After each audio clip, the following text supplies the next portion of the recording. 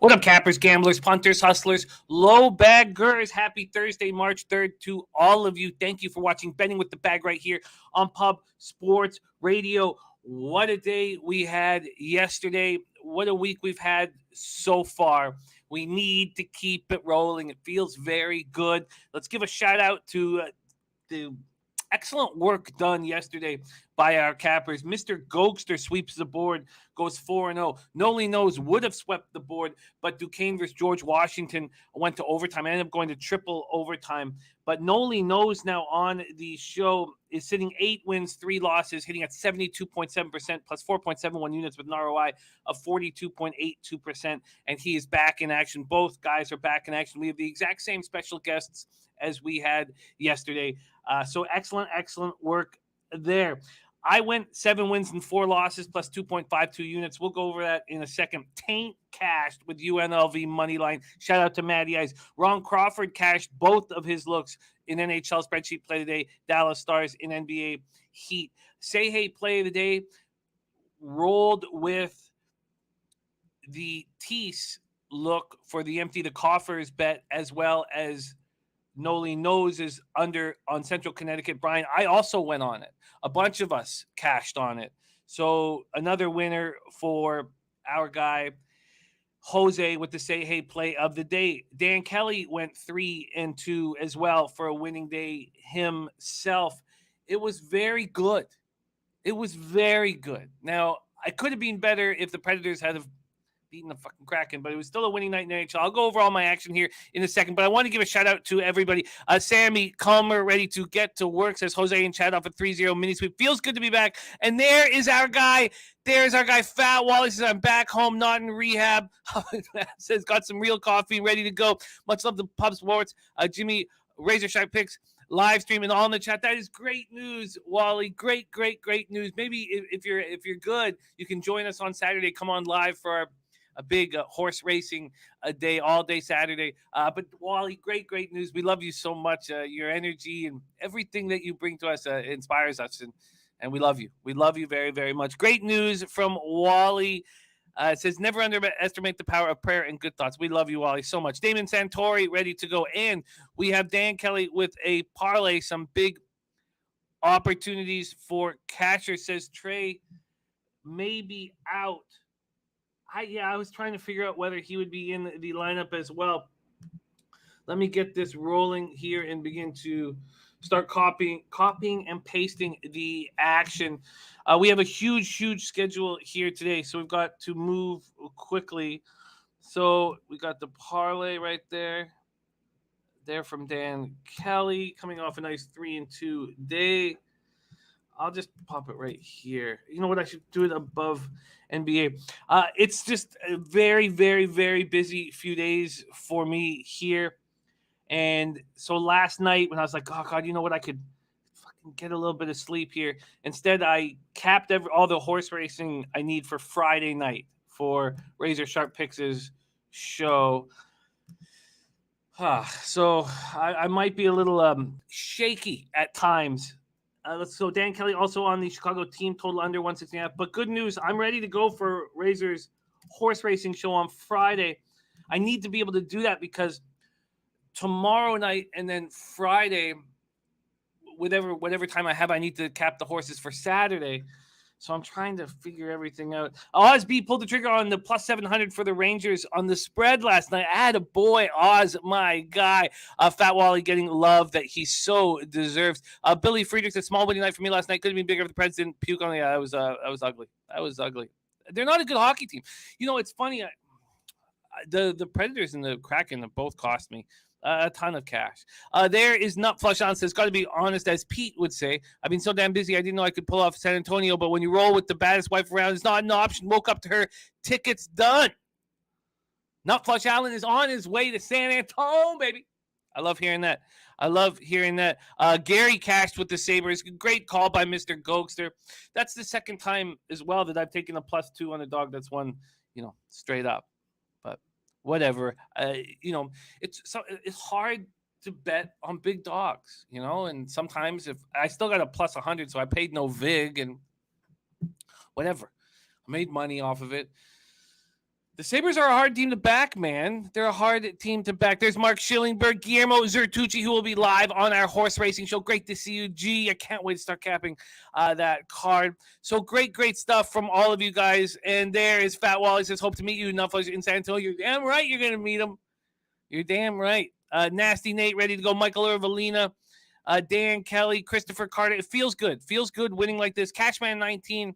I see that you've been added to the. I'll follow you. I know that you're not active on Twitter, but I'll follow you, and maybe you can get more active, and then we'll be able to discuss getting you on the Saturday show as well. There's my guy Foxy in the house.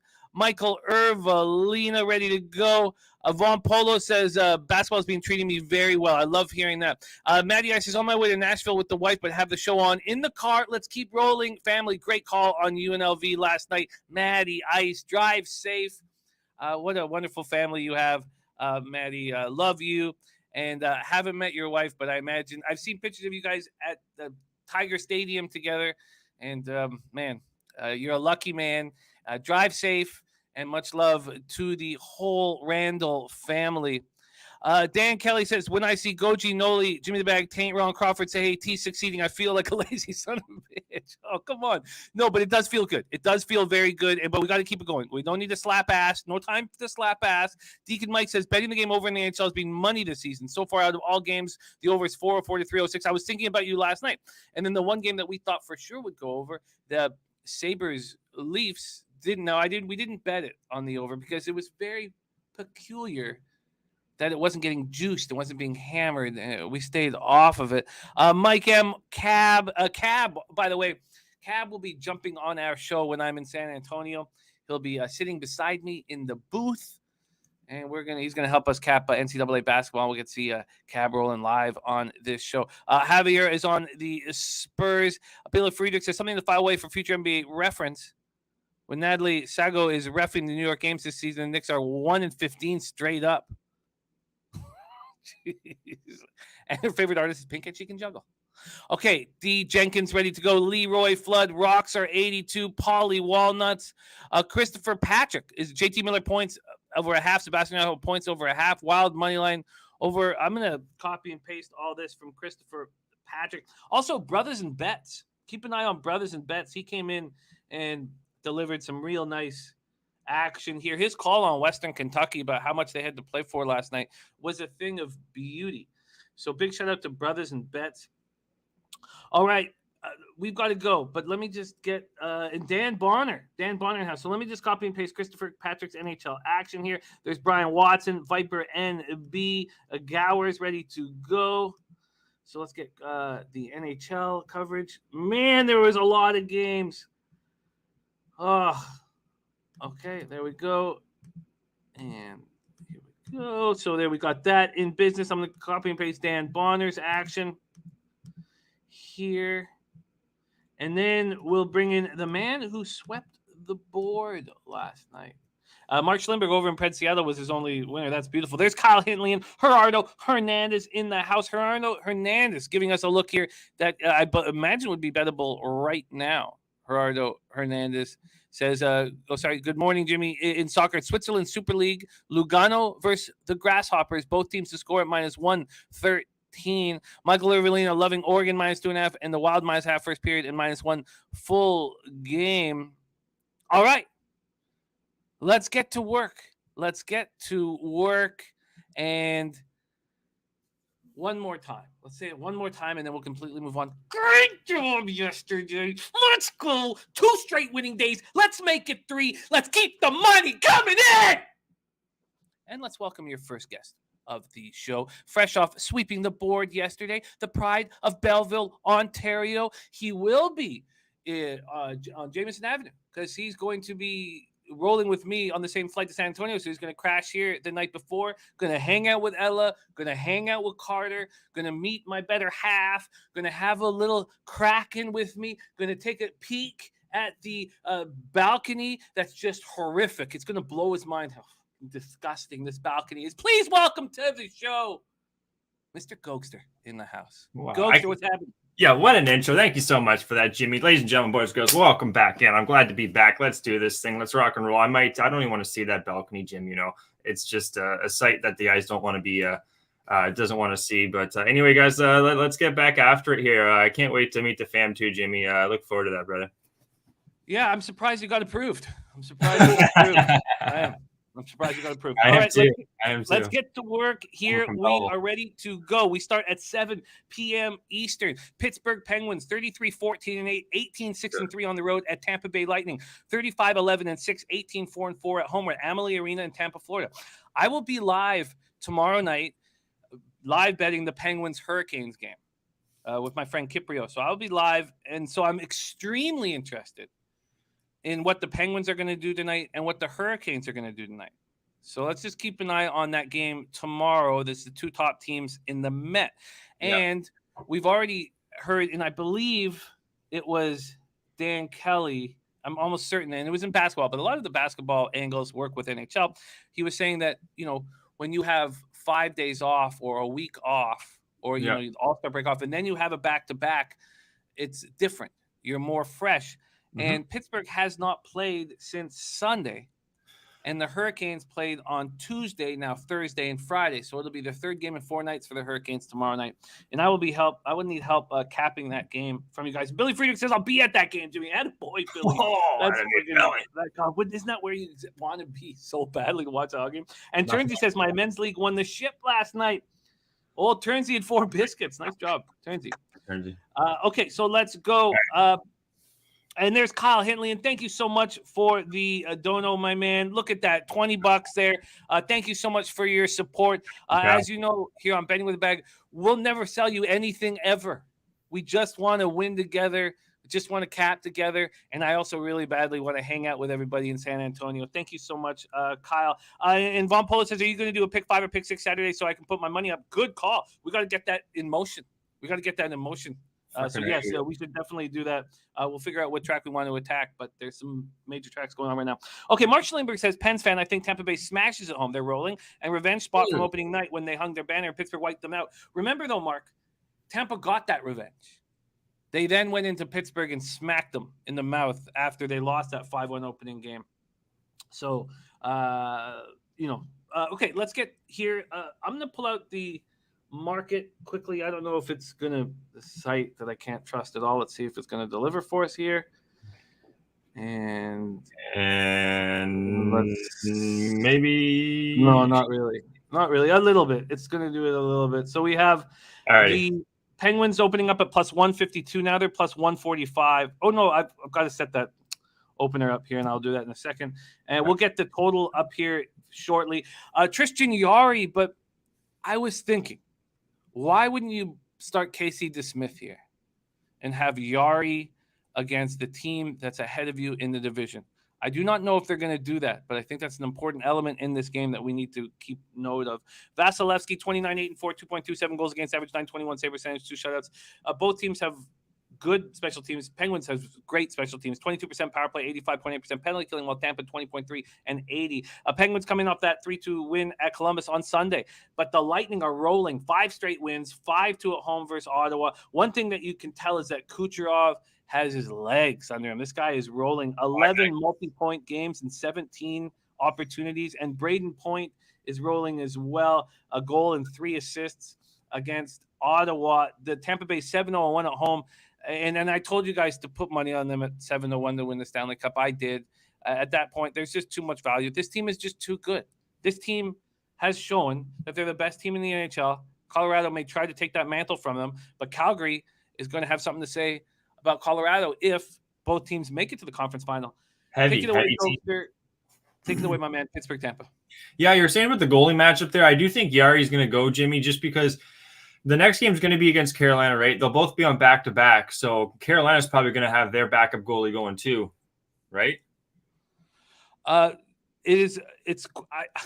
very curious to see if I wanted to send a message to a division rival, I would save my best goaltender for the game in Pittsburgh, and that's why I just think it's an important thing for us to discuss.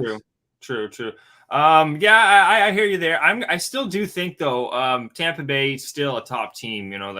Tampa Bay and Carolina. I think both those teams can be right there. I do hope, because I got to play on this one, guys. Vasilevsky, Jarry, you're looking at the best home goalie in the league with wins. That's 16 wins, 4 losses. Jarry's second on the road this year with 14 wins and 5 losses. So you have 2 of the top goalies in the league here, home road splits. Save percentage 0.926 for Yari, 0.929 for Vasilevsky. I'm going to be taking the first period under here, guys. That it was a nice plus 118 at an overnight, Jimmy. I tweeted out the action to you there, buddy. But yeah, I think plus 118 going to be I think it's going to be a battle of a game. The more the season carries on, guys, the less overs, in my opinion, Jimmy, you're going to see. It's going to be a lot more tighter hockey. It's going to be more playoff style hockey. And we're slowly, I think, in the month of March, we're going to see a little more of that. Here, I do think it's going to be a more tighter game. Looking at the goals, first period and second, third, we did that yesterday. Lowest output for goals here for both teams, 17 goals in the first, and you're looking at 21-23 for Pittsburgh, and then 17-27 for Tampa Bay. So I'm going to rock and roll with this one, guys. It's a nice plus 118. I like that plus number there, Jimmy. Yari, I do expect him to go. If it is to Smith, you're going to have to kind of plug your nose, hold your breath. My opinion, I'm not too high on Smith. He could come in he's going to have to go one of these games no matter what. But like I said, Carolina guys, they're going to probably be throwing Rant in the next game. I do expect Anderson to be going. If anyone's got any confirmations on the goalies, throw them in there, guys. But yeah, I'm going to take the first period under, Jimmy, plus 118, brother. First period under plus 118 for Gogster as he gets rolling. I've not made a bet on this card in any sport at this point. I just love the opportunity to talk everything out with you guys, and it's just been working so well. And I was like, you know what, let's just keep doing what's working. But let's give a big shout out to our guy, Kobe Z in the house. Kobe says, you guys helped me win 1,300. Much appreciated. Nice work, Kobe. Nice work. Nice work. I love hearing that. And thank you so much for the dono. It means a ton to us. One more thing, too, Jimmy. Both teams, Tampa Bay's 3-0 in the month of February, so they've been hot at home. And Pittsburgh, they're 4-1 on the road. So they've had a bad little homestand there against New Jersey and Carolina, but they've been actually pretty good on the road. So you have 2 really good teams here. I think it's going to be a tighter game, 2 top goalies, too. Give me the under first period. And I actually think Pittsburgh could sneak a win here. I would lean towards Pittsburgh, even though our expert there in the chat was saying Tampa Bay. I'd lean towards Pittsburgh, especially at the line. Plus, what was it, 145, something like that? I'd lean towards the Penguins. Yeah, I don't know exactly what to do here. The Penguins haven't. They looked sloppy in that 6-1 loss to the Devils. And then they completely tightened everything up. And that's something that we see them do because of leaders like Sidney Crosby. He just gets everybody on the straight and narrow whenever it needs to be done. And they've been so strong defensively. And I imagine playing the Lightning, they wouldn't want to allow odd man rushes. There's Mills in the house, Eric Jones. Puzzler said Yari still expected. Vasilevsky confirmed. And Dan Bonner loves your look. Says Penguins have the fewest goals in the first period since the break. Only 3 goals in 9 games. Love this spot.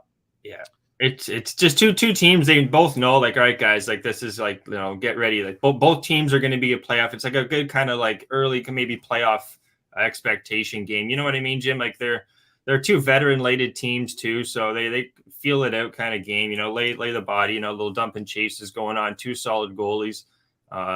Yeah, even if I like this play, plus 118.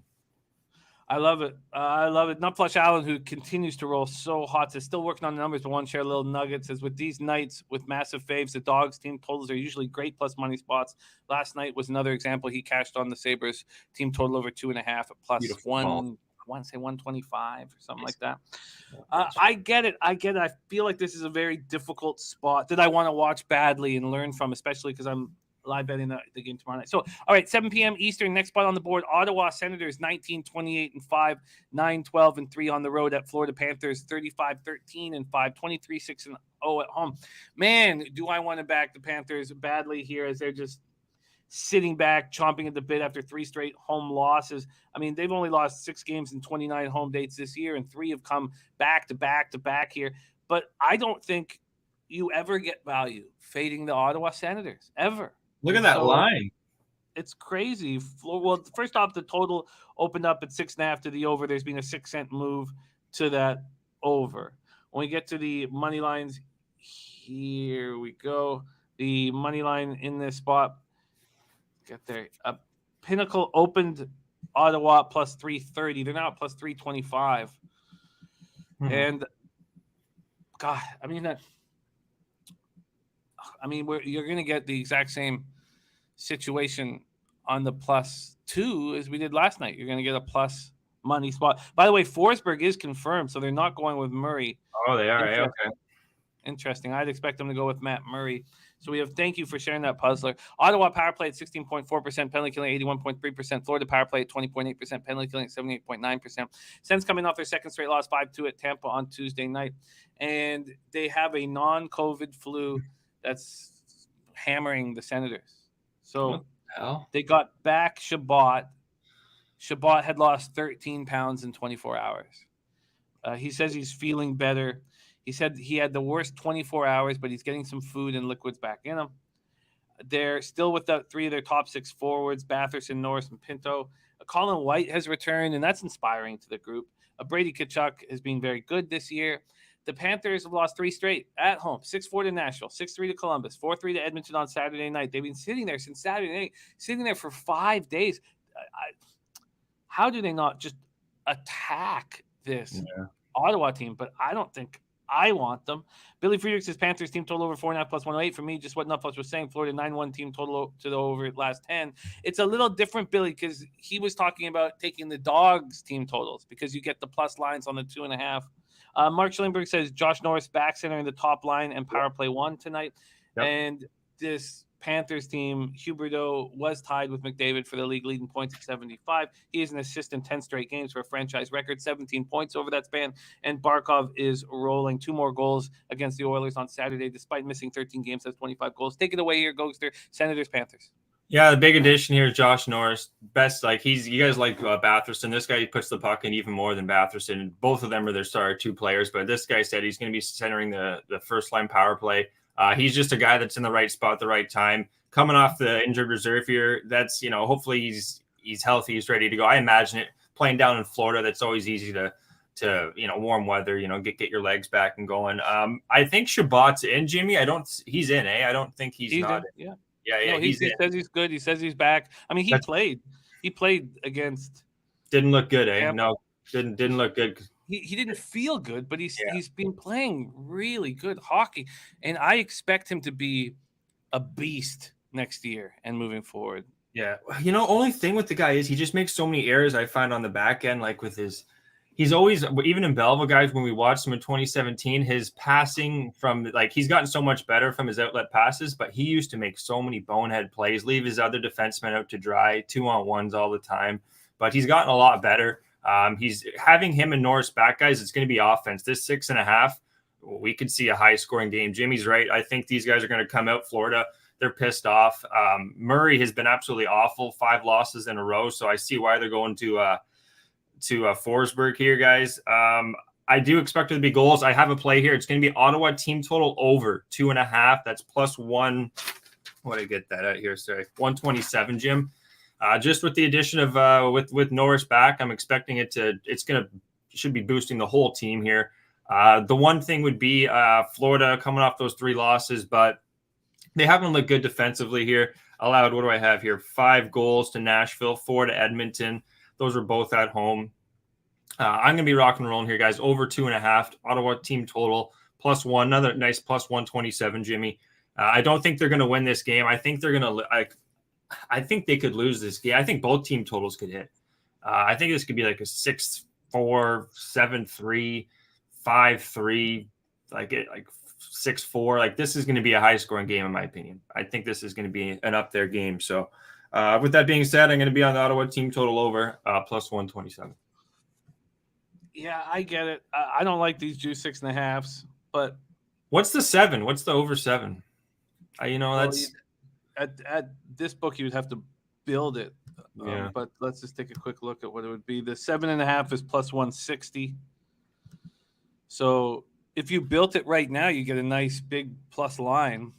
That would be the move to make because you wouldn't have if they give you the plus 7 or sorry the over 7, it'll start at plus 105. It might start at plus 110 if you're lucky. But if you build it, you'll get a better number than that. So you're right. Pinnacle's got plus 118 on that. A solid 7 over 7 plus 118. So I would be leaning towards there. Maybe I'll even tweet that one out. Yeah. That makes sense. We got to move a little quicker because we have a ton of college basketball. We got Nolly Knows and Connor Mack, and then we go into NBA with Dutch Boy Fresh. Community and New Knowledge, cash me out pick last night. Hornets +4. That was Dutch Boy Fresh only loss on the NBA card. He had another winning day here.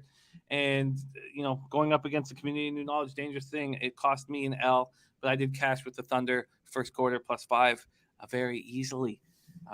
But both were at -105, so it's just a little bit of vig I lost. Great point by Rodney Barton. Into eight of the Panthers' last home games against Eastern opponents have gone over, and that would have been a high total. All right, so we have Gogster firing shots and me kind of just sitting on the bench at this point. 7 p.m. Eastern, Minnesota Wild 31-17-3, 15-12-2 on the road. Philadelphia Flyers 16-27-10, 9-14-5 at home. Wells Fargo Center, Philadelphia, Pennsylvania. Yes, look, I get it. This Minnesota team is angry, and they probably smash. It opened at -209 at Pinnacle. It's now -208. Could there actually be a problem with this Wild squad? They showed no heart in that second opportunity going up against the Flames, and I was surprised. Is it Talbot versus we know Carter Hart. Carter Hart's playing pretty good. Minnesota power play 19.5%, penalty killing 77.9%. Philadelphia power play 13.8%, penalty killing 76.3%.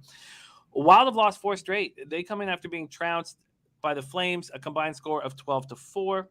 The Flyers got back to their losing ways on Tuesday, falling to the visiting Oilers 3-0. They took 39 shots on goal. I was watching that game. I wasn't I was switching back and forth and flicking back and forth, but I was watching that game because I had the Flyers at +135, and they took 39 shots, but it was not dangerous. They were not dangerous shots. And when you have like a 5-on-3 and a 5-on-4, and it's Keith Yandel out there, I'm like, what? You're not. This can't be your best case scenario. And look, I know he's an Iron Man and he was a power play specialist, but. He doesn't move. He's not the forward guy moving the puck. He's a guy that's maybe outlet passes. He's a stay-at-home guy. You don't want him up there. Christopher Patrick says Wild all the way. Flyers can't win a game if they wanted to. And Not Fletch On says go to my opinion. If you like both team totals, then you take plus money team total and the over. And one of them will cover a big percentage of the time. Puzzler says Talbot expected. Hart confirmed. Danzo says Wild are in trouble. They have to play 16 games in March and April. They're in deep shit. That says Danzo. Mark Schlimberg says Ryan Hartman's been hot garbage lately. And Johnny K says, yes, they're overrated. Take it away here. Go through Wild Flyers. I hope everyone doesn't hate me in the chat for this one, but Philly's just, you want to talk about dumpster fire. This is the worst team I think I've seen in a long time in Philadelphia. These guys are awful, Jim. Just dead nut garbage. Lehigh Valley Phantoms, they're just, God, they're a circus act. That's what they are. They're just awful. I think Minnesota's going to just come out and just slam these guys. I expect Philly not to get much either here.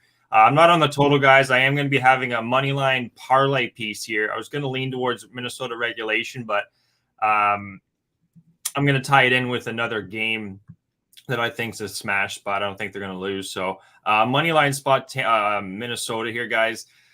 Calgary, Jim, it just shows how damn good they are, eh? The Calgary's just a beast. They just absolutely – and they're a tough team, Minnesota, and they just manhandle them. Especially with having with Kaprizov in the corner. I remember he got hit, went down and no one was even there. They're kind of like, you know what, this Calgary team's just too much. Minnesota was ready to pack her up and move on to the next team. And Philadelphia, I think they're going to get just smacked around here. I think Minnesota, if they lose this one, Minnesota, then they're just shows they're not a playoff team. They're nothing to worry about if they can't get this one done, in my opinion. They're going to have a back-to-back against Buffalo, but I still think it's going to be a Minnesota win. I just switched over to the site that we've been using for years. It's just trash now. So it's not -209 to -208 because I just went to Bet365. It's -185. So there's been a huge move to the Philadelphia Flyers. Huge move. It opened on the legal American books at -225. It's now between -190 and 200. There's a 210 at DraftKings, but that's strange. That happened the other night with the Rangers too. Didn't the Rangers go the other way and the Rangers cashed? Also, Kyle Hintley did tell us that the Flyers had gone out that night before. Remember, he told us the Flyers had gone out, and then they get the goose egg with 39 shots. Christopher Patrick says Kirill Kaprizov will win this one for the Wild. It's very interesting that this market move is towards the Flyers. And if you want to catch a falling knife, I get it. And I've thought about it all morning too. But I have not pulled the trigger on the Wild. And now we see a 30-cent move towards the Flyers. I mean, this is fascinating. Fascinating. Okay, so we have a parlay piece for you here. That's how you're using the Wild case. We'll get to that here in a second. Sammy Comics says Wild minus 200 with top of the net. No thanks. Okay, let's move on to. Oh, and by the way, what Danzo was saying was that they have to play 32 games in 61 days. 32 games in 61 days. Mike M says Wild lost last 4, but still can't back the Flyers. This is a opportunity that you'd want to back Minnesota. You'd want to. Yeah, you'd want 100%. To. But man, their top 2 lines are. If they had one player from Minnesota on Philly, they'd be their best offensive player. You know, Kaprizov, Fiala, Boldy, even Zuccarello, Hartman. Like that's how bad, in my opinion, Philadelphia is offensively. So. Yeah, I agree, but they would. I mean, I don't know how many of those guys are better than Giroux. Well, Giroux's great. Like but like goal scoring, like skating, like you know, like Drew's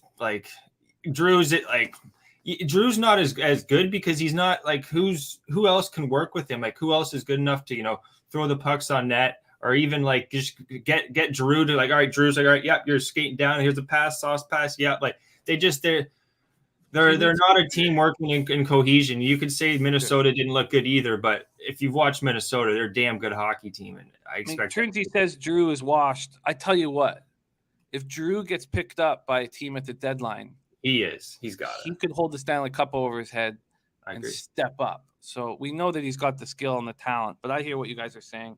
Okay, let's get to work. We move on, and Billy Friedrich knows it. We move on to the Hurricanes, Washington Capitals. He says Anthony Mantha questionable, and Schultz expected. Anthony Mantha back in business. I heard him. Big boy. And by the way, the Capitals have said they're not going all in this year.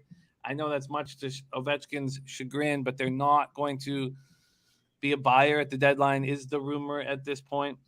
Yeah. Carolina Hurricanes 37-11-5, 18-7-3 on the road. Washington Capitals 20-18-9, 12-11-5 at home. Capital One Arena. We have Freddie Anderson and Vitek Vanacek listed at this point. Freddie 29-7-2, 2.03 goals against average, 930 save percentage, 3 shutouts. Vitek 10-7-5, 2.36 goals against average, 915 save percentage, 2 shutouts. Carolina 25.5% power play, 89.9% penalty killing. Washington 16.4% power play, 80.1% penalty killing. Let's see what we have here at the Action Network. At least we can trust this spot, man. We have the Hurricanes opening up at minus 136 and money coming in on the Capitals. We see minus 125 basically across the board, anywhere between minus 125, minus 130. This total opened up at 5.5, heavily juiced to the over. It has moved to 6 at a pick'em. Carolina had their 5-game winning streak snapped in a 4-3 overtime loss at Detroit on Tuesday. Washington comes in off their 3rd straight loss, 5-3 at home to the Leafs on Monday. But it's the Washington Capitals at home. We talk about catching a falling knife with the Wild. You have to do the same thing with the Capitals here. The Capitals went 0-4 in February home games. They've lost their last 6 games on home ice, all in regulation.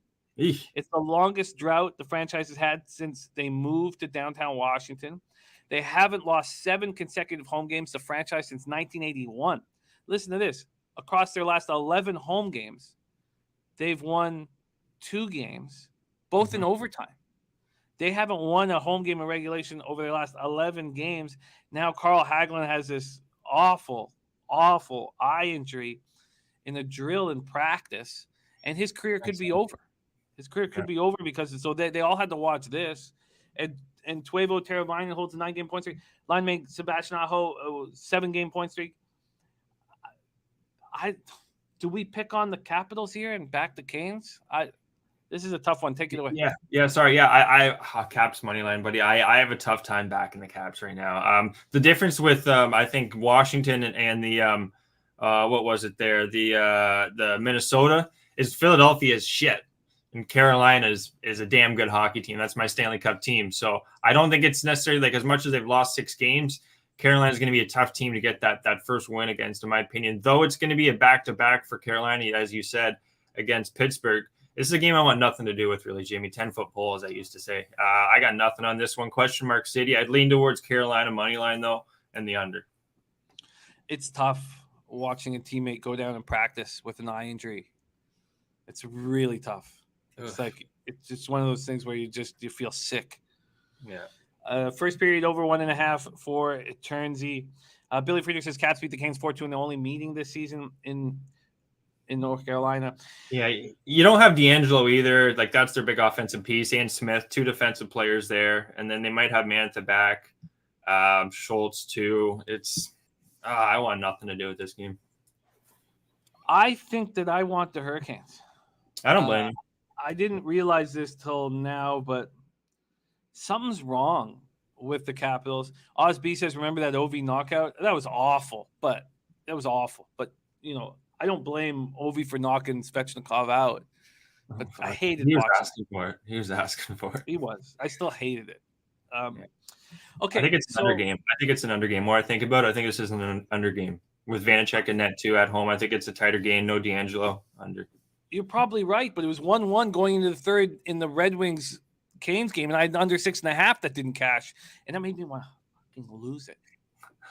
I know. Okay, so I guess there's my first. I'm leaning towards Carolina taking care of business, and Turnsey loved it. You know, I love that part of hockey. I want fighting in. I love that stuff. It just, you know, is what Svechnikov was 18 at the time. 7:30 p.m. Eastern. Vancouver Canucks 26-23 and 6, 14-13-3 on the road at New York Islanders 20-22 and 8, 10-10 and 4 at home. We're at UBS Arena in Elmont, New York, and we have sweet Margaret Thatcher Demko between the pipes. Let's give a shout out to Mags there, and Maggie 2.59 goals against average, 918 save percentage. For my money, Maggie is the top 10 goaltender in the NHL, and at some point soon will be a top 5 goaltender in the NHL, and maybe right now a real deal. Prime says, "Ooh la la." Billy Friedrich says, "Red hot Maggie." Canucks power play at 20.8%, penalty killing at 70.4%. The Islanders power play at 17.2%, penalty killing at 82.1%. These Islanders are just, I have no idea what they're going to do game in and game out. By the way, do we have an update on Barzal? If we can get that, would be great. Canucks are open up at plus 110. Now they're at minus 105 at most books. I get it. This total is sitting at 5.5. It was always has been juiced to the under, but the Islanders don't play defensive hockey. One of the few things I've been doing right all year long is cashing on the Islanders overs. I mean, it's the one thing that I can bank on. You know. So Canucks had their 3-game winning streak snapped at a 7-2 loss at the Devils on Monday night. Islanders finished up that disappointing 2-3 road trip with a 5-3 loss at Colorado on Tuesday night, where they played pretty well in that game. Now they open up a 6-game homestand. What are they going to do on the 6-game homestand? I mean, when is that 10-game winning streak going to come? We've been waiting all year for it.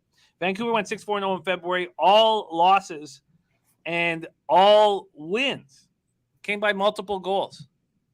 Something to take note of, because we're looking for volatility. You got it with these knuckleheads. Monday's loss to the Devils. They won 3 straight.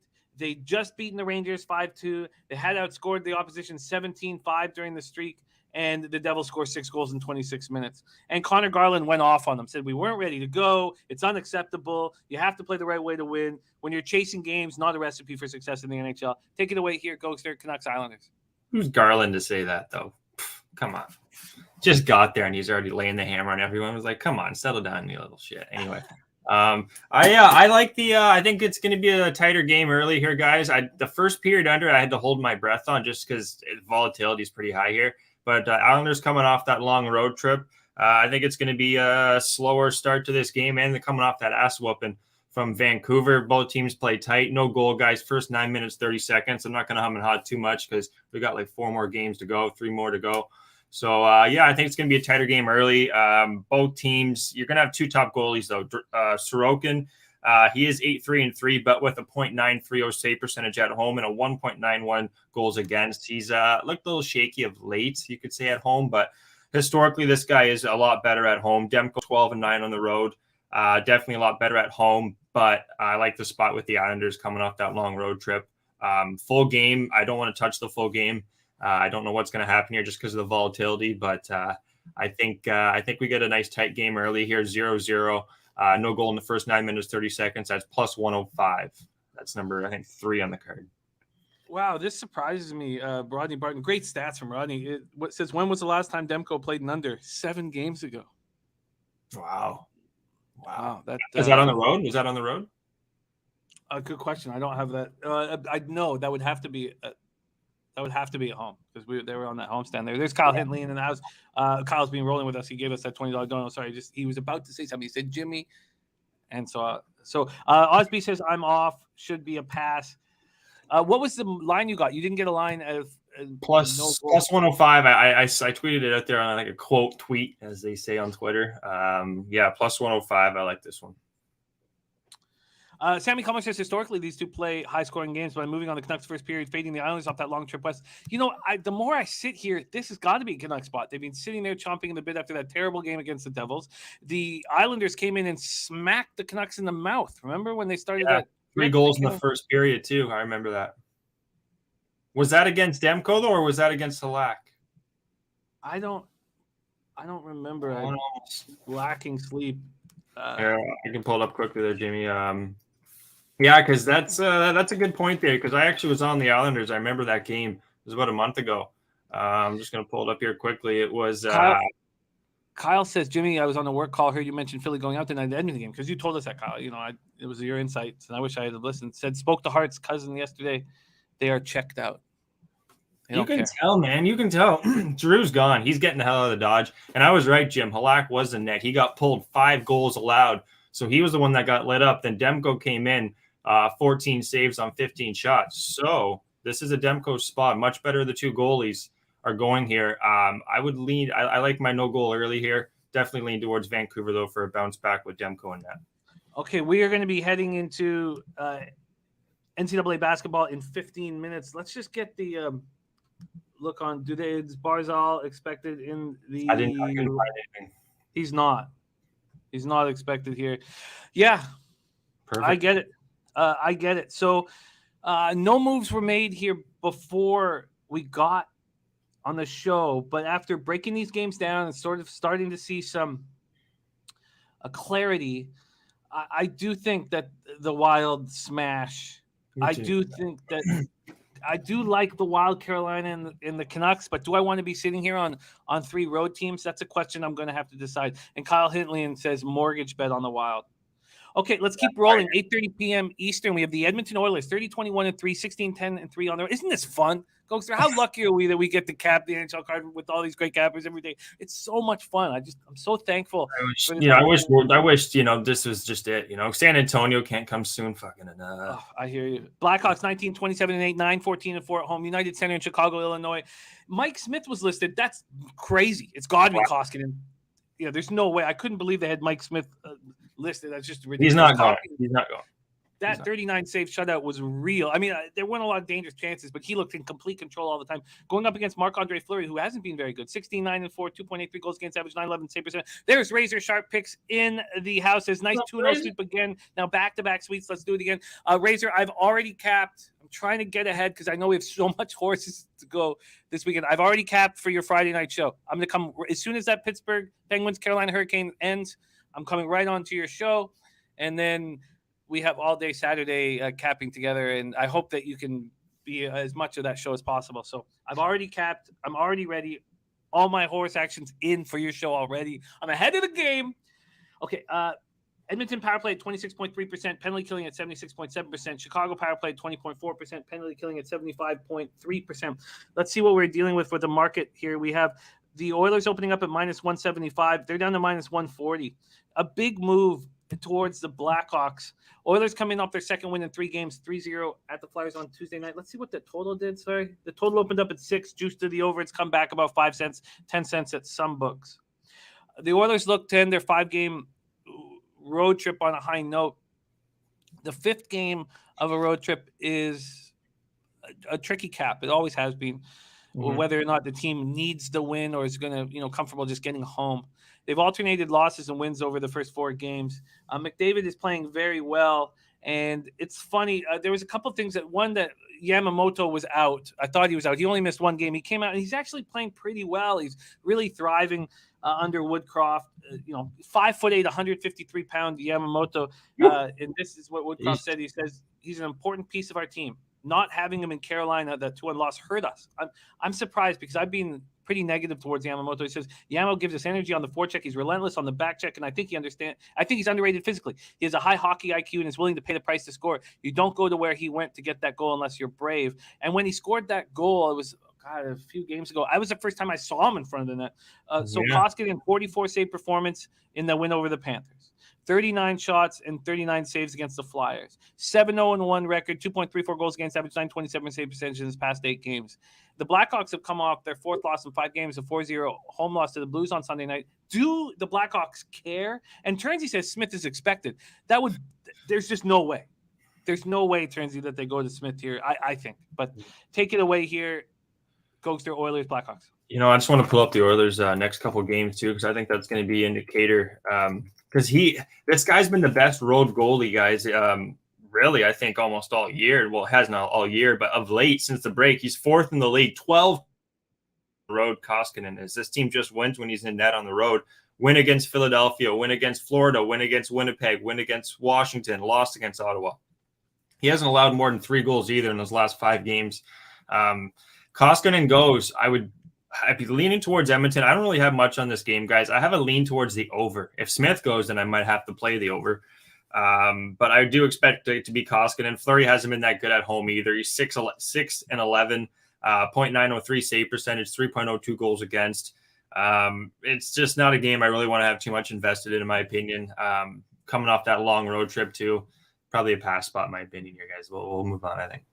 What an interesting angle from Dan Bonner. I love it. It didn't come up. I never thought about it. But he says, late the same, but my only touch of worry on the Wild Phillies, if there's any game that Mike Yeo wants, it would be this one. Wild fired him after 3 seasons. I never thought about that angle.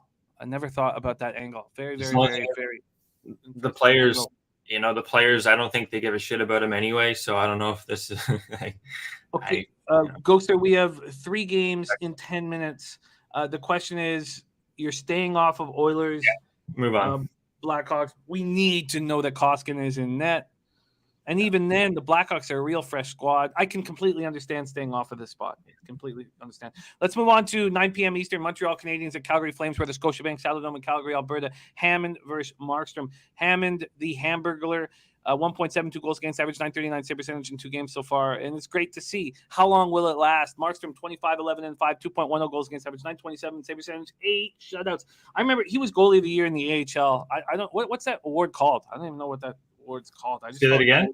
The Vezina in the AHL. What is it called? The AHL Vezina. I don't know what it's called, but he won it. And then he came up to Vancouver, and I was like, oh, this kid, he's going to be so good. And he struggled for his first years, and he didn't get a shutout for like his first 4 years with the Canucks. He's got 8 already this year. Let's see, who are we talking about? I'm drunk. Who we Hammond? No, I'm talking about Markstrom. Oh, Markstrom. Yeah. No, Markstrom's unbelievable. Sorry, Jim. So we have the Flames at minus 400 opener, and it's gone up to 430 and 445 at some books. There is a 6.5 now as well, opened at 6 here in this spot. Montreal saw their surprise 5-game winning streak derail an 8-4 loss at Winnipeg on Tuesday. If I was looking for a winger, I would take I would think that Brendan Gallagher would be somebody that I would think about. I would be scouting him like crazy because I know what he's capable of, and he hasn't been delivering it this year. 230 goals for it. Yeah. And he's in his worst scoring slump of his career, but he's been hurt for a lot of the year. Oh, and it's the Baz Bastian Memorial Award. And Billy Friedrich says Yari's now likely. Thanks, Buzz. Yari's now likely. Interesting. Okay, and Great. Congratulations, Hoops 590. Just got a new job at General Motors and got a raise to respect. Great job. Richly deserved, Hoops 590, my man. Flames coming off destroying Minnesota in a home and home. They were last seen that 5-1 win at the Wild on Tuesday. Toffoli has 5 goals and 2 assists in 7 games. It was a great pickup. He has 3 goals and 2 assists over his past 5 games. Flames won 10 straight before that 7-1 loss to Vancouver, and they're rolling again. Kachuk has 5 points in his past 2 games, 16 points in his past 10 games. Take it away, Habs, Flames. So the more I think about it, this is, it should be a Calgary win here, guys. The line's awfully crazy. This is the other money line parlay piece, Jimmy. It's kind of crazy, taking a minus 400 in a parlay, but I'm going to do it. I think Calgary's going to win this one. Yeah. So sorry, guys, the money line parlay, and I get back into action here. Money line parlay is minus 120. That's Minnesota and Calgary. That was the overnight. I tweeted that one out. But yeah, Calgary here, they're 14-4 with Markstrom at home. With Hammond and net, they're going to have a much better chance, though. Montreal, because with Montembeault, Jimmy, they were 1-7 on the road. He had a sub 900 save percentage, too.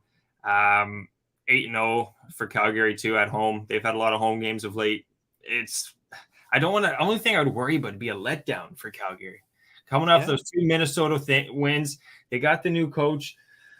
The more I think about it, I think I'm kind of crazy taking a money line spot with Calgary because the Minnesota regulation was minus 115, so it's definitely dropped. So I'd lean towards that regulation. With that being said, I've already tweeted it out, guys. I'm going to still rock with Calgary, but I wouldn't be on the puck line on Calgary. If anything, I'd probably try and take a 2.5 or +2 on Montreal here.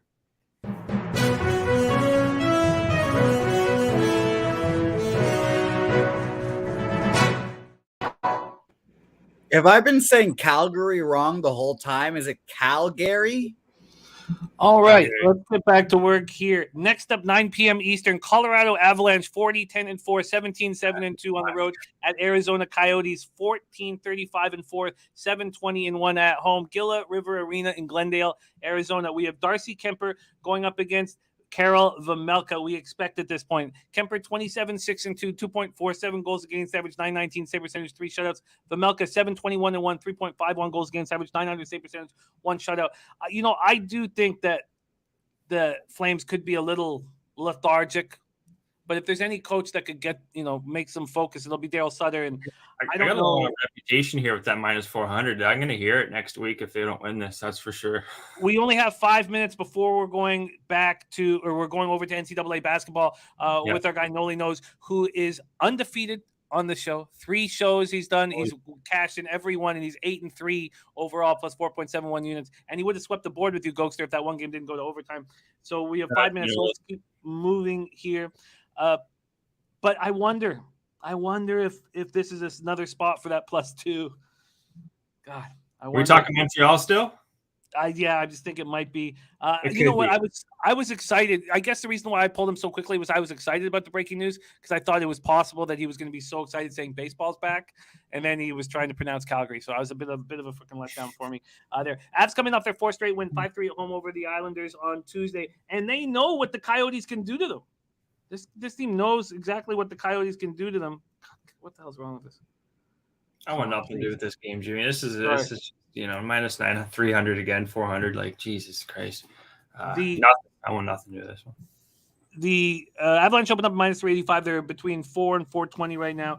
We have a 6.5 total as well here, and Avs coming off their 4th straight win, 5-3 at home over the Islanders on Tuesday night. 18 comeback victories this season. It feels like they can just turn it on like a switch. They're 12-0-4 in 1-goal games. So if you look at the stats, this is just one hell of a hockey team. And they have barely gotten by the Coyotes. They've had trouble with the Coyotes, and they've lost to the Coyotes. Coyotes coming off their 2nd loss in 3 games, 5-3 at home to the Jets on Sunday night. And we get to see Matthias Michelli. I believe I'm pronouncing it right. The AHL Tucson Roadrunner, I believe, 55 points, 14 goals, 41 assists in 42 games. He's supposed to be a big piece of this Arizona team, one of their top prospects. So take it away here. Avalanche, Coyotes, and no, not yet, Turnsy. Avalanche, Coyotes, take it away. I don't have much on this game, but I'm surprised I don't know that. Who's that player you just said there, Jimmy, real quick? Matthias Michelli. Oh, okay, yeah, he's the rookie there. Yeah. He's been a stud. Italian guy, I think. I got nothing on this game, but one of the guys in the chat here, who was it? First period could be a Yotes first period team total over. I don't mind that. I got nothing on this game though, guys. Vejmelka, he should be a net. I have him projected. Is it going to be Wedgewall, or is it going to be Fitzmelka? So there's a question there. Nichushkinen, he's questionable tonight. Should be a Colorado win, really. But I got nothing on this game. You saw how well they played it in Colorado there when Arizona didn't they get that win at like a minus or plus 500 there, Jim? Remember? Yeah, it was the biggest upset of the year. It's Calgary, so just think of it like Calgery. Think of it like that. Calgary. Okay, let's move on. Let's move on to 9 p.m. Eastern. We only have a couple more minutes still. We'll get into college basketball. Boston Bruins 32-18-4, 18-6-3 on the road at the Vegas Golden Knights, 30-20-4, 15-12-3 at home. T-Mobile Arena in Las Vegas, Nevada. Yolmark Leonard.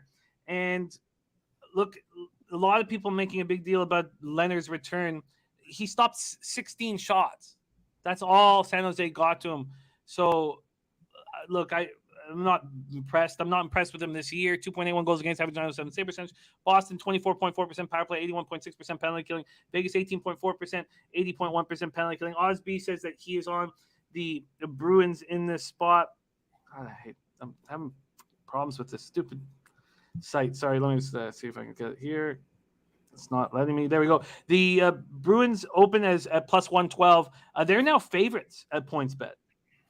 They're favorites at Sugar House. They're favorites at Unibet. This total opened up at 5.5, juice to the over. There has been a slight move towards the under in this game. So Boston had their 5-game winning streak, snapped 4-3 loss at Anaheim on Tuesday night. And Foligno, a Gordie Howe hat trick, goal, assist, fight, and he needed it. And if he steps up, this is a big help to this Bruins team. So he says this one stings. He says you hate to have it decided with a power play at the end. Seems like the game was destined to go to overtime and see where it goes from there. He was upset after the game, and I'm very curious to see what you think of this spot. Vegas snapped their 2-game losing 3-1 win at home versus the Sharks on Tuesday. Take it away. Yeah, this is it's gonna be another under spot, I think, here, Jimmy. You said there they only had 16 shots again from San Jose. That just tells me the defense from Vegas we're playing good hockey. We're allowing San Jose to push through that wall of defense. It's a really bad breakdown there. Sorry.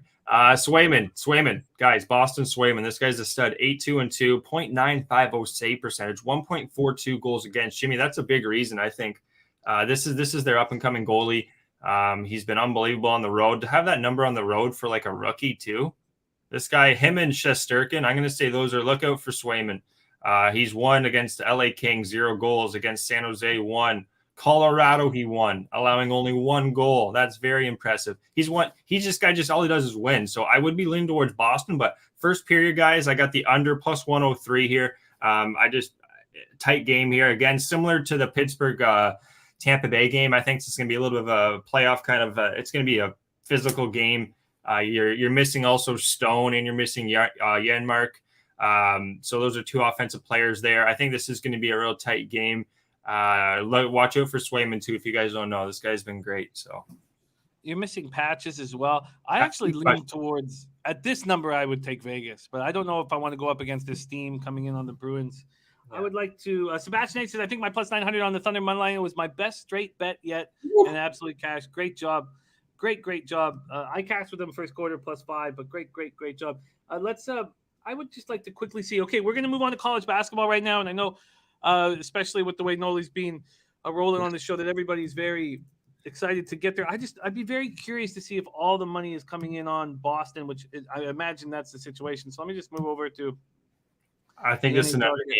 I hate to go against our guy Turns here. I think it's an under there, brother. I hope maybe first period under, full game over for you, but I think it's an under. So 63% of the tickets on the money line, 81% of the cash on Boston. And then about that spot, Turnsy, the 77% of the tickets are on the over, but just 19% of the cash. So the big bets have come in on the under. Very, very, very interesting. And Ryan Kozlowski says, fun fact, Gordie actually only recorded 2 Gordie Howe hat tricks in 1,800 games played. That's crazy. That makes no sense. There's DJ Big Boss in the house. DJ, we love you. Okay, so here we go. Let's review action here. And I've made none pre-show, but I expect at this point to move on the – I almost don't want to move on the Wild. I expect to move on Carolina for sure and the Canucks for sure, and I may move on the Wild. I also think that it could be a spot where the Flames come in a little lethargic, and Hammond is in net, and could they slow him down in that first period? Maybe a first period look. Toffoli going up against his old team just a couple weeks ago. Plus a half at minus 110. It's just not enough for me to go up against the Flames. It's just not enough. Okay, so we have the only spot that we needed to add really for Gogster was the line on the no goal first period in the Canucks Islanders. So he got plus 105 there. Yeah. And then Gogster's action is on Ottawa team. Oh no, you already got the plus 105. Sorry, I apologize. You already tweeted that out. Vancouver, New York, no goal first 9 minutes, 9.5 minutes plus 105. Ottawa team total over 2.5 plus 127. Pittsburgh, Tampa Bay Lightning first period under 1.5 plus 118. Boston, Vegas first period under 1.5 at plus 103.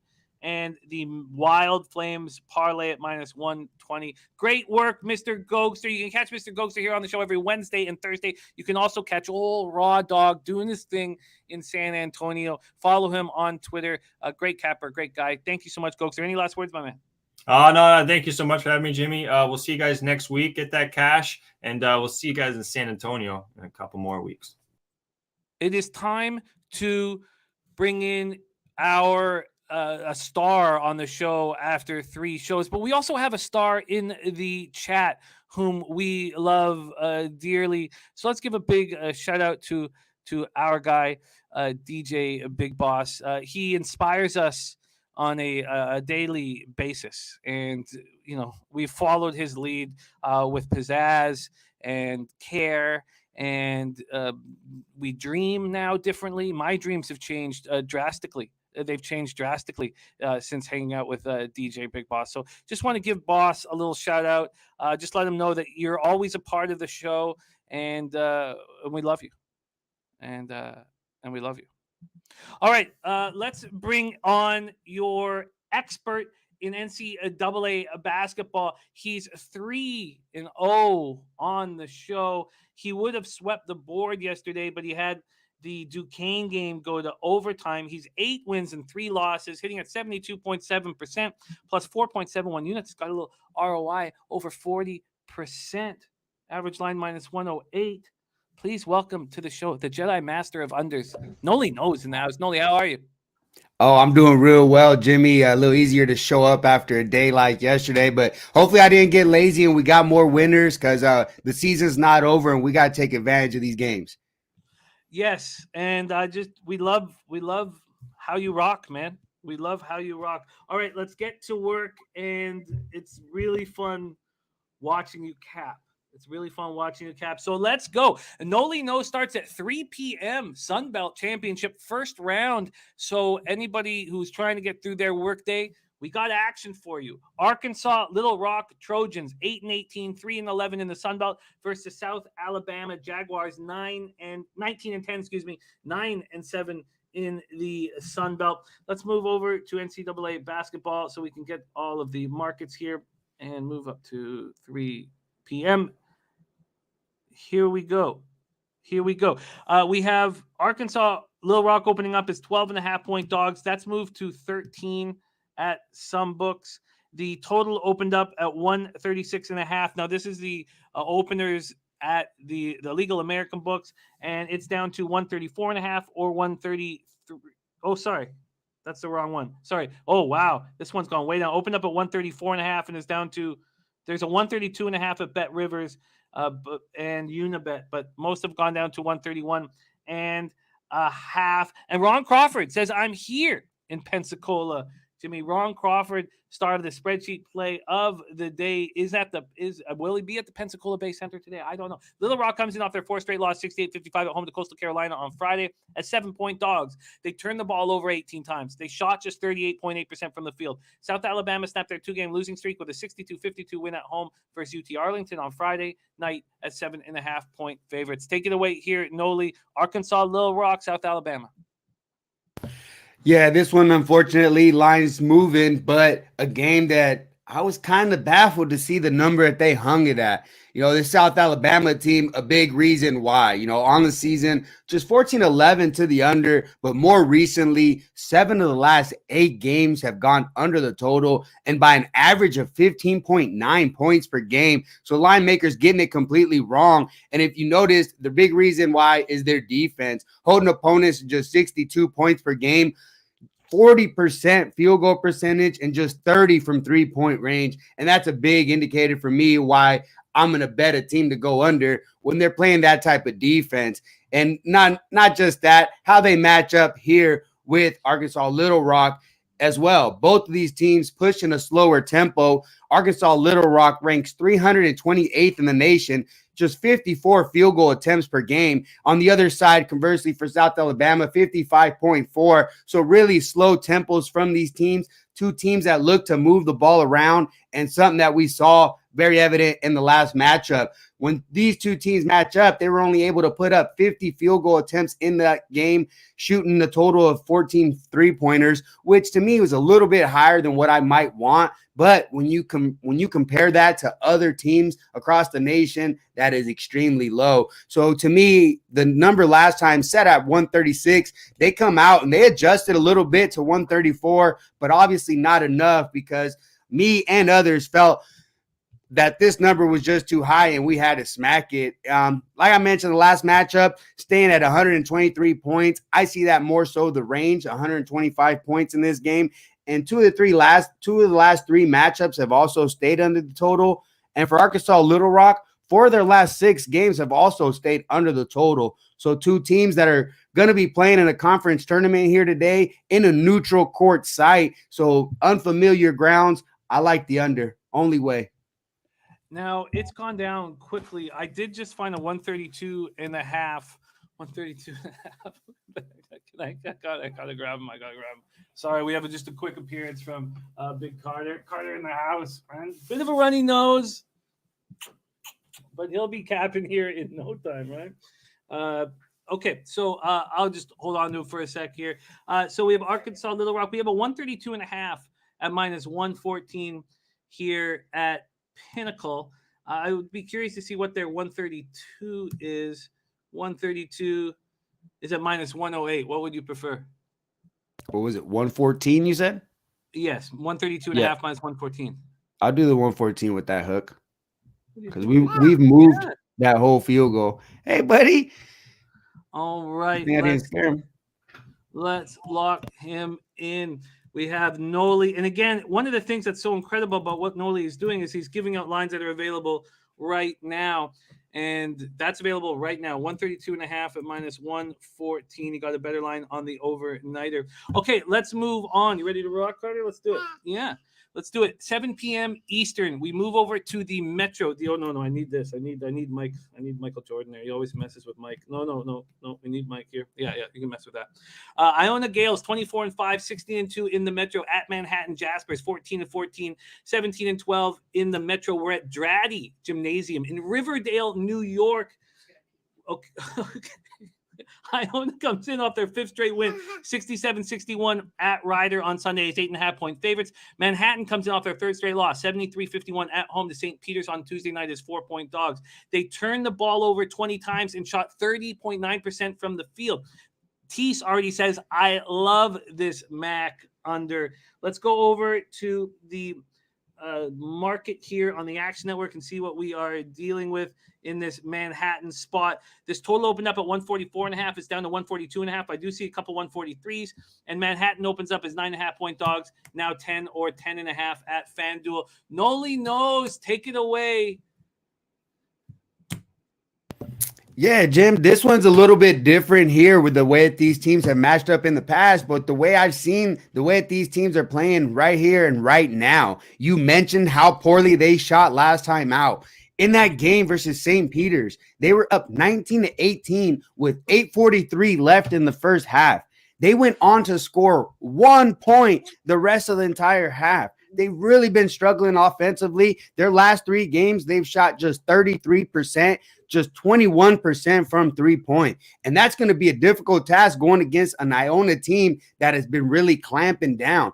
They have held their opponents to right about 60 points in their last 5 matchups. They have gone under 6 straight games, and 9 of the last 11 games have stayed under the total. A big part of that is, like I mentioned, their defense, allowing just 41% field goal percentage and 29% from the 3-point line. That's going to be an issue here for Manhattan because really they don't put up very many threes. They only attempt 18 threes a game, and they're shooting poorly at that. So the probability of Manhattan scoring a lot of points, to me, I see very low. I like their team total under as well, but I went full game under here. I'm going to continue to ride the trend with Iona because it's time for them to clamp down. This is the time of season that you see these adjustments made, especially a well-coached team like Pitino is. Pitino is a great coach.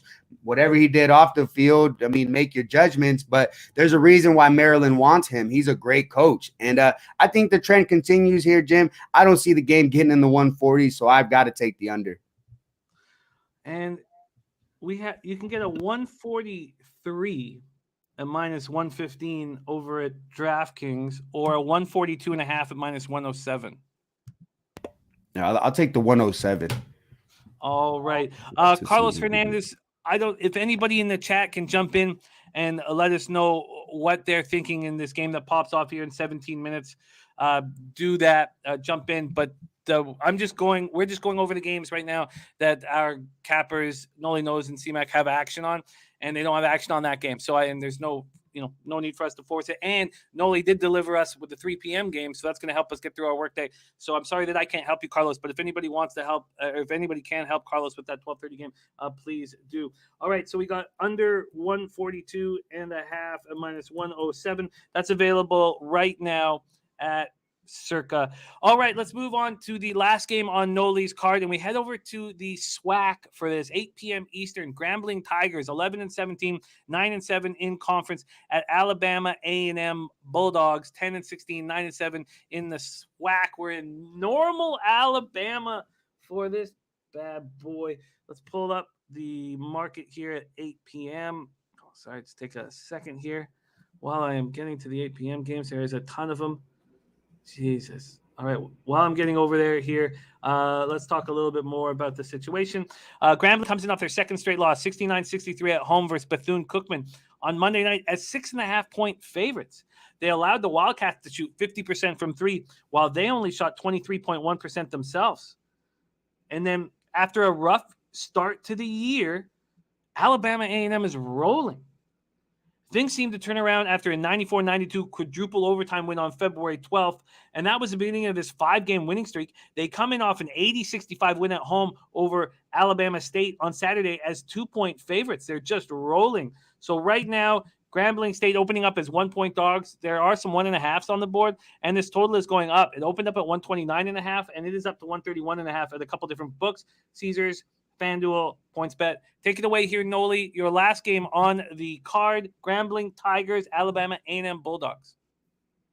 Yeah, not the most exciting game on the card, but a game that I've got to circle and I've got to look at. Two teams hitting around 60 points per game. Alabama A&M averaging 61.5 points per game, and Grambling 65 points per game. And the reason for it, their poor shooting. Field goal percentage for Grambling State, 323rd in the nation, shooting just 40% on the year.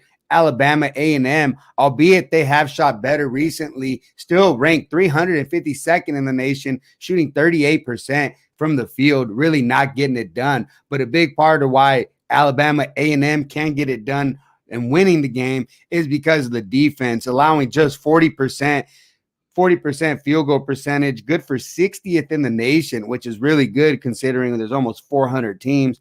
And overall in the three-point line, allowing 33%. And we saw the pace of play from these two teams pushing about 58 and 57 field goal attempts per game, put them right around 225th in the nation. So really middle of the pack when we talk about that, lower than middle of the pack. And that's something that I'm going to be looking towards here. And when we talk about Alabama A&M, they don't shoot very well, but they don't attempt very many threes. One of the lowest in the nation's, just 14 3-point attempts attempted per game. And you saw it last time. Combined between both of these teams, 23 3-pointers were attempted. So that's typically what you would see out of one team. So when we're getting it combined, we're talking about probability, and that's something that I'll mention over and over again, because I'm not necessarily looking how many you're making. I'm looking how many you're attempting, and that's what I'm going to take into consideration when I'm talking about totals. So to me, if you're not taking the shots, how can you make them? So if they're not taking the threes, they're not making them.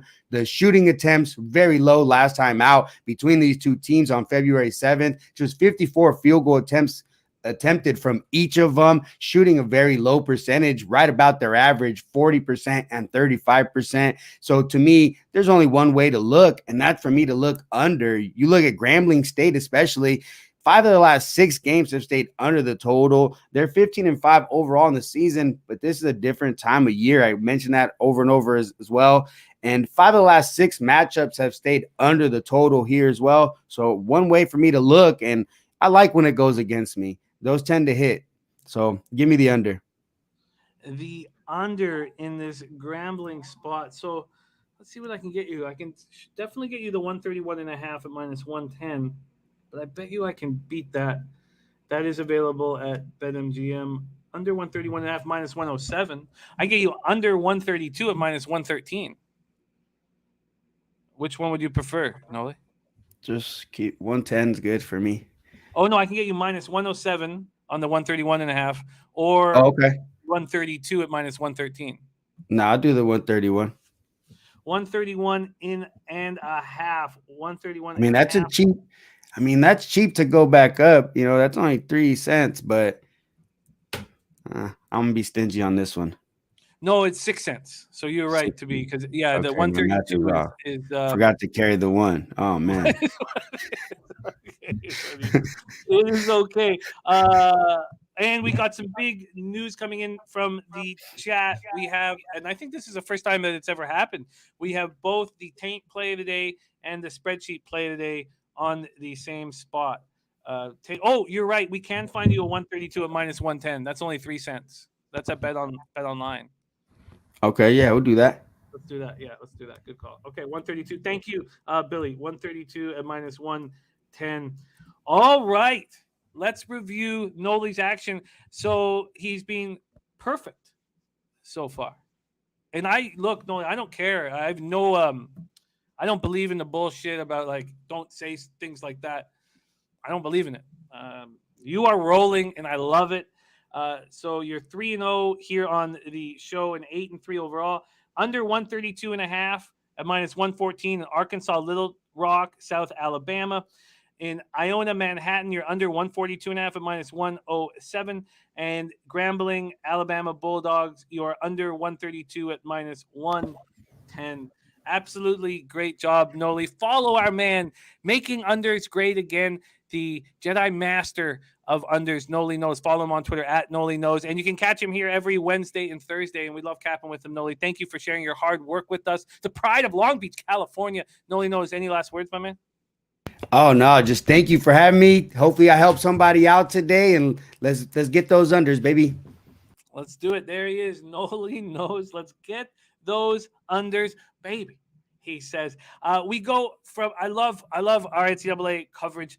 We have 2 cappers that are so different from each other, but where they're the same is they are so skilled. Let's bring in our next guest direct from Las Vegas, Nevada. He is the star of our NBA Net Profit show alongside Maxwell Smart. Please welcome Connor Mack in the house. Make him Mac Daddy. What it is, man. How are you? Jimmy, what's up, my man? I'm good. It's a new day. Let's rock and roll. Let's get to work. Let's rock and roll. Let's get to work. Turnsey, by the way, says Nolly reps Long Beach better than Snoop Dogg. That's from a Turnsey in the house. All right, so CMac has picked 6 games. 2 of them, he wasn't sure if he was going to move on, but I was excited to talk about them. So we have 2 big-time spots, and then we finish off in the Big Sky, in Big Sky country. Yeah. For 3 games. Yeah, I love that conference. Real quick, do you want to talk about this game that's going to tip off for a minute? They would love that if you're able to. Are you able to discuss? Yeah, I mean, just real quick. I mean, I don't have a play on it. Shockingly enough, I would be on Arlington in this game. They defeated them twice during the year. They have the better defense. They hold them to 42% shooting. And Arlington's defense, 65th overall. So I'm just a little shocked that Lafayette's laying this number. I'd be all over Arlington. Better defense, and I think the better offense. Louisiana can turn the ball over at times, just is a bit sloppy. So if my lean here, just to talk about the game, because I went over it a little bit, I'd be on Arlington, take the 3 points here. I think they could win outright, even take a money line. I love it. Thank you, CMac. We had Gerardo asking about it. I believe was it Gerardo Hernandez? Carlos Hernandez. Sorry. Lafayette hasn't been good against the number. Not that Arlington's been great either, but you're not going to catch me laying points right now with Lafayette there. Sweet. Great. Thank you. A lot of people were asking about that. So there you go, Carlos. That's straight from Connor Mack here. All right, let's get to work, and we start in the American. 7 p.m. Eastern, we have the Temple Owls, 16-10, 9-6 in conference, at number 14 ranked Houston Cougars, 25-4, 14-2 in conference. We're at Fertitta Center in Houston, Texas. We have Temple opening up as 16-point dogs. They moved to 15.5 and 50. This total opened up at 131. They moved to 131.5 and 132.5. CMac got me on Temple on Thursday, and it was one of those spots where I just wish I took first half. Temple looked so good in the first half of that game, and I think they were even winning outright after the half, and then they got hurt late, and I got them at plus 12. They ended up losing by 14, but they looked very good in that game. They come in off their third win in 4 games, 75-70 at home versus Tulane as 2.5-point favorites. Damian Dunn went for 19 points, and Jaleel White added a double-double. Now, not this Jaleel White, if you are wondering. It is this Jaleel White. But don't sell Urkel short. Don't sell Urkel short. Urkel does have skills on the hardwood. So do believe in both Jaleel Whites here. Take it away, CMac. Temple, Houston. Yeah, I just wrote this down as a link because a lot of those same teams I mentioned to you that we lost on, I went back to the well right down on Saturday. And same thing was on Sunday was Temple. I laid the couple of points. They made the free throws in the end, and they won by 5, I believe, that you just said, against Tulane. This team's learned to play without some of their main guys injured. Dunn's been really good, you mentioned, and Williams. I love how they rebound.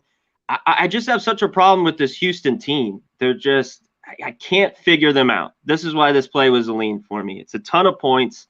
I could see this being they're in this game. Obviously, it's on the road, or they get blown out. And I've had a tough time figuring out Houston, and I know a lot of other people did too with me a little bit, whether this team shows up, and whether it's first half you take them to blow out teams or full game.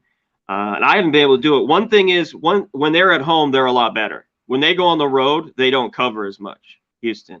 I know they beat the shit out of Cincy a couple weeks ago, but when they go on the road, they don't cover. But at home, they've been a covering machine. I'm not going to lay the points. I just want to talk about it. Something about this Temple team, they're gritty. I think they can hang in this big number. So that's why I kept it as a lean last night. I was just looking at it, and I'd take the points if I had a free bet here.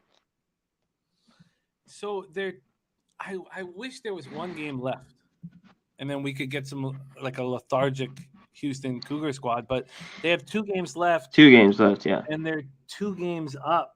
Oh no, they're 2.5 games up on SMU. Oh, but that could still. So they need to win to clinch the American, and that's the problem. So what is that? Do they play hard first half and then kind of lay off second half? See, this is where it's tricky. Where it would have worked out for us last week, first half, but maybe they come out guns a-blazing, then we get a backdoor cover here late. I've been trying to figure. Hey, I'm still trying to figure it out. Yeah, it's too bad because I like you believing in Temple, and I see what you see in them, and I saw it in that our look on Thursday. Billy Friedrich says first half Houston, full game Temple. And the best line goes to Troy. Troy. Did I do that? Has he posted somebody? So Troy wins this round of Dunking Urkel. Nice. Great job. I don't. Jose probably doesn't even know who Urkel is. Oh, come on. He doesn't? No. I mean, I'm guessing I've seen Family Matters. I just didn't know who the fuck his actual name was. Let's Oh, okay. settle down. Okay, let's get back to work. So it's a lean right now for Temple at this point, and I understand it. With Houston, we can't bank on them coming out lazy here. Let's move to 7 p.m. Eastern, and we go to the Horizon League Championship quarterfinal. And I have a lean here, and I almost bet it, but I was like, don't bet it. Talk it out with CMac here, and I wonder if the line has changed because I have a bet that I wanted to make, and I didn't. So let me just move over to the market here in the Horizon League quarters. Here, let me go. While I'm looking for it, it's annoying. All these 7 p.m. games. Here we go. Oakland opening up at +4. Now there are 4.5s on the board, but there are 3.5s on the board as well. 3.5, 4s, 4.5 bet MGM. From a total perspective, 147.5 opener. Now we see 145 and 144 and a half.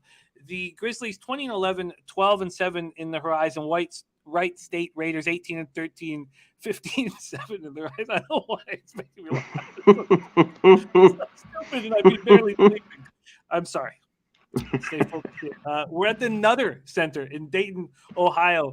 Oakland opened up the Horizon League tournament with a real underwhelming 69-58 win over a short-handed IUPUI squad as 23.5-point favorites.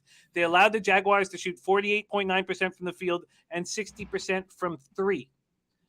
So Wright State comes in off their second straight win to close out the regular season, 71-61 at home over Robert Morris on Saturday as 12.5-point favorites. So my feeling was that game will actually help Oakland. And I'm not saying that they win it, but getting a wake-up call and letting this shorthanded IUPUI shoot 60 from three in their faces, that Oakland Grizzlies first half might be the look here. And I was going to bet it, and I stopped myself. So take it away for us. Tell me what you think of my lean towards Oakland first half, and how are you moving on this game, Horizon League quarterfinal? Yeah, I like your first half look. Let's go through it. Wright State beat Oakland both times this year. You kind of go through that thing. Some teams, they do get beat 3 times. We just talked about Arlington with Lafayette. I think they can beat them 3 times. And they're dogs, I would take them. In this instance, I think Oakland, they lost by 10. They lost by 4. I think they have the better defense here. It's just if they bring it. Wright State can score, and the big problem with Oakland is that they have to fix from the first 2 games. They got pounded on the glass. They just got out rebounded everywhere. If they do just well here, just don't get totally killed, I think they're in this game and could even win it. I love the 4.5 points with them. I always go through a lot of these teams, like a team like Oakland. There's another one on my card today, Jimmy. They're a great free throw shooting team, 5th in the country, 79.5. That always helps me out in a close game here with Oakland. They shoot the ball well, but so does Wright State. And Wright State has a worse perimeter defense. They're not very good. They usually get in high-scoring affairs. I'm going to just dare Wright State to win by more than 5 here and beat them 3 straight times at the Nutter Center that you mentioned. So I'm getting the points here with Oakland. I'll take it. I like it. And we have Matty Ice on the same thing. It says not going to beat them 3 times, and they have the best player on the floor. I like that wake-up call in a tournament like this. I like it a lot. So, but in saying that, yeah, and Oakland's been bad. Real quick, someone's writing that they have not been very good as of late as a dog. Ron Crawford threw it in the chat. Over time, they've been really, really great. But just lately, yeah, they haven't been really good. ATS, but I'm kind of taking a shot in the dark here. I like the points here. Well, like I said, I'll dare him to win 3 against him. I think in this type, the season on the line, 4 versus 5, I don't think there's too much of a difference. I don't think they beat them 3 times, so I'll take the points. All right, I'm just seeing if I can get that hook. That's an important hook here. It's not, you can't get it at Pinnacle, but I'm pretty certain we'll be able to find it somewhere. And I'm curious. I think Bookmaker has it. I think. Oh, really? Beautiful. Beautiful. Hold Can Billy Friedrich let us know what book? And Oakland is a dog system play from Ron Crawford. Let's just see if I can get one here. Can I get one here? Come on, give me Oakland here. Okay, I can't find it here. So Billy Friedrich says yes at minus 114. Sure like to be able to beat that. Let me just quickly check BetMGM. This Oakland spot. Bet line's better. Plus 4.5 at minus 110. There we go. Perfect. Okay. Cool. All right. So I'm going to move on this first half look from Oakland. And we have CMac moving on Oakland full game plus 4.5 at minus 110. Mitch Fearing says Oakland is just a great team. They've got flaws like any other team, sure, but if you can get them as a dog, it's value any day of the week. All right, there we go. Beautiful. Okay, let's keep rolling. Next up, we head to a big one in Ann Arbor, Michigan, a big game in the Big Ten. And Razor Sharp Picks sending us out a pick 5 at Gulfstream. Razor Sharp Picks always on the grind. So that would be, I guess, is that for 60 cents or 50 cents? I guess we can't do 50-cent bets up in Canada. I have to do 60. So I believe that's a 50-cent pick 5 for $60. That would have a huge payout right there. Gulfstream pick 5 that pops off in 30 minutes. We have the number 24 ranked Iowa Hawkeyes. 21-8, 11-7 in the Big Ten against Michigan Wolverines, 16-12, 10-8 Big Ten, and we're in Ann Arbor, Michigan. And that bet was just very, very easy to expect. I thought to expect Michigan to bounce back against Michigan State last week. They bounced back from that 93-85 loss at home to Illinois by beating up on Michigan State, 87-70. And it wasn't even as much believing in Michigan. It was not believing in Michigan State big win, 68-65 win at home over Purdue. I believe it was Purdue. I just didn't believe in it. Let's see what we are dealing with here for this 9 p.m. spot. Move over to the Action Network. Here we go. 9 p.m. Big game here. Come on. Here we go. Here we go. Iowa opening up as 1-point dogs. They've moved to 2.5-point dogs.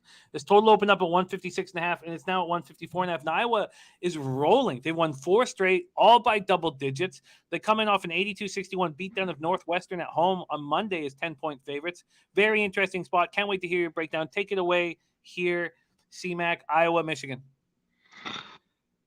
Michigan's gave me problems all year long, and it seems like it's a win, a loss, a win, a loss. But maybe with Juwan Howard being out of there has helped this team. One thing that was huge in the Michigan State win, give it to Dickinson. 33 points, Jimmy. Just feed him the rock. Like, give this guy as many touches, kick it inside out, outside in. Michigan struggles defensively, though. That's been a problem watching this team at times. They did beat Iowa earlier in the year. There's a little payback. And Michigan, that they struggle against guards too, and they're bad. The turnover margin's horrible. They're like 11th in the Big Ten. Just bad numbers. Their field goal percentage, 3-point field goal percentage is all not very good. But I like them here a little bit. They need to win. That was a must win. They got to win this here at home. This was a lean for me last night.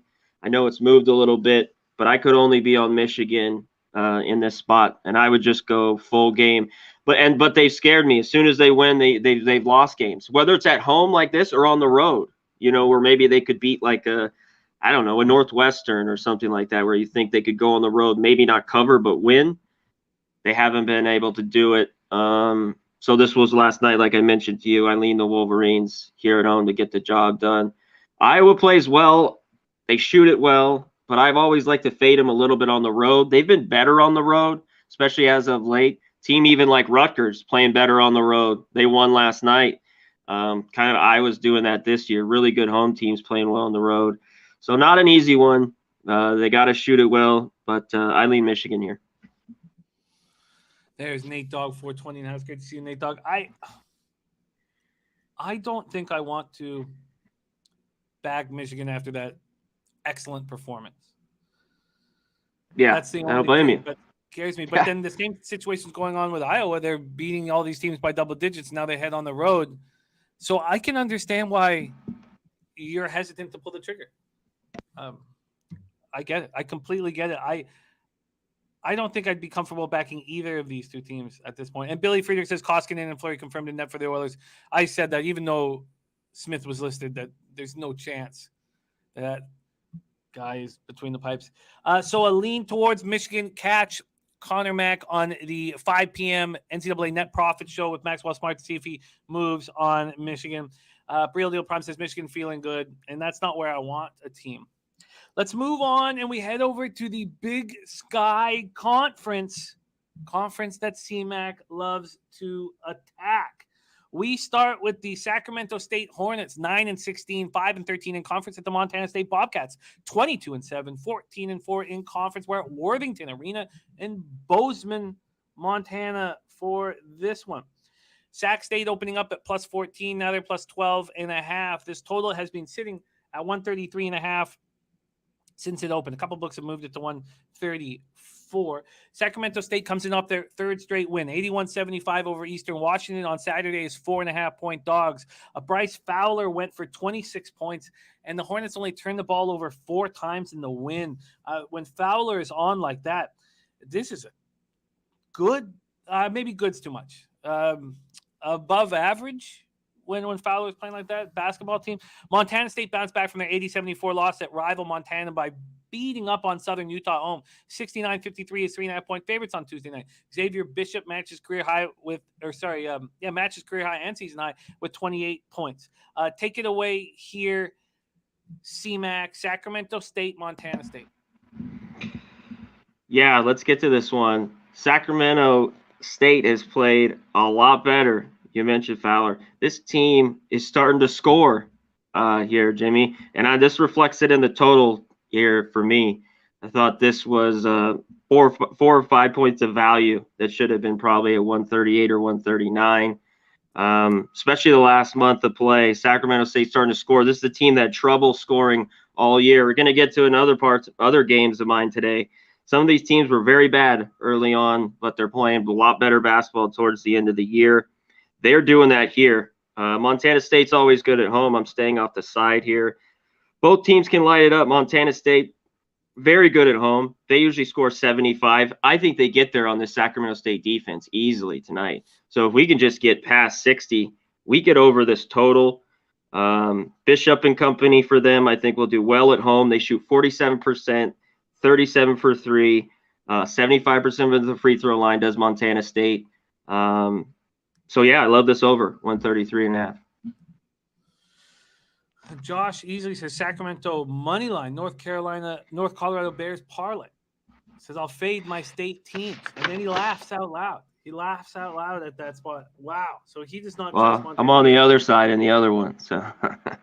Well, and that's that North Colorado Montana spot. That's going to be a fun one. Okay, so let's just move over to see if I can get you a nice number here. We have 133.5 at minus 109 at Pinnacle. We have over here, we have 133.5 at minus 110. So looks like that 133.5 is our best bet, and that's the lowest juice, minus 109. So let's lock in CMac here. CMac over 133.5 at minus 105 at Bookmaker. Great job, Billy. Thank you very, very much. Oh, yeah.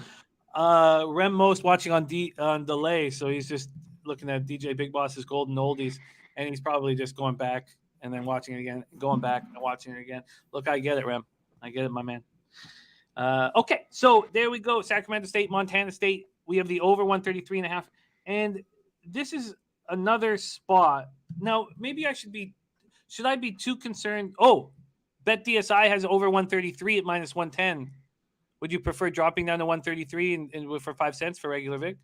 Yep, that works. Okay, let's do that. This is a spot. I mean, we've had, especially in the last few days, we've had so much success when a team plays a. Now, I guess the problem is Southern Utah's not a bad team, But anytime a team is beaten up on a bad team, we've faded them the next game out, and then we've done that with great success. I guess the issue is that Southern Utah isn't a bad team, even though Montana State feels good about themselves, they're so good at home. So we shouldn't, because I'm leaning towards Sacramento State first half. But is that a mistake? I don't think so. I think this is a ton of points. I was even a little bit shocked. Like I talked about, Montana State's a lot better at home. Sacramento State's been playing their best basketball of the year, and they're starting to score. That's what shocked me. 6-2 to the over. The games have been regularly in 75-80, those type games, in this Big Sky. So I like it a little bit. I thought it was a ton of points. So if I are on the side, I'd be on Sacramento State in this game. Okay, well, I'll add some question marks beside first. I thought this total was just too low. I think they were going off like full season numbers, and they've just been playing way to the over. Obviously, they can have a bad shooting night. It's cost me lately, or goddamn, these teams have a great shooting night, and it's cost me. So that's what happens day in, day out. But I got to go off my numbers, and this is too low.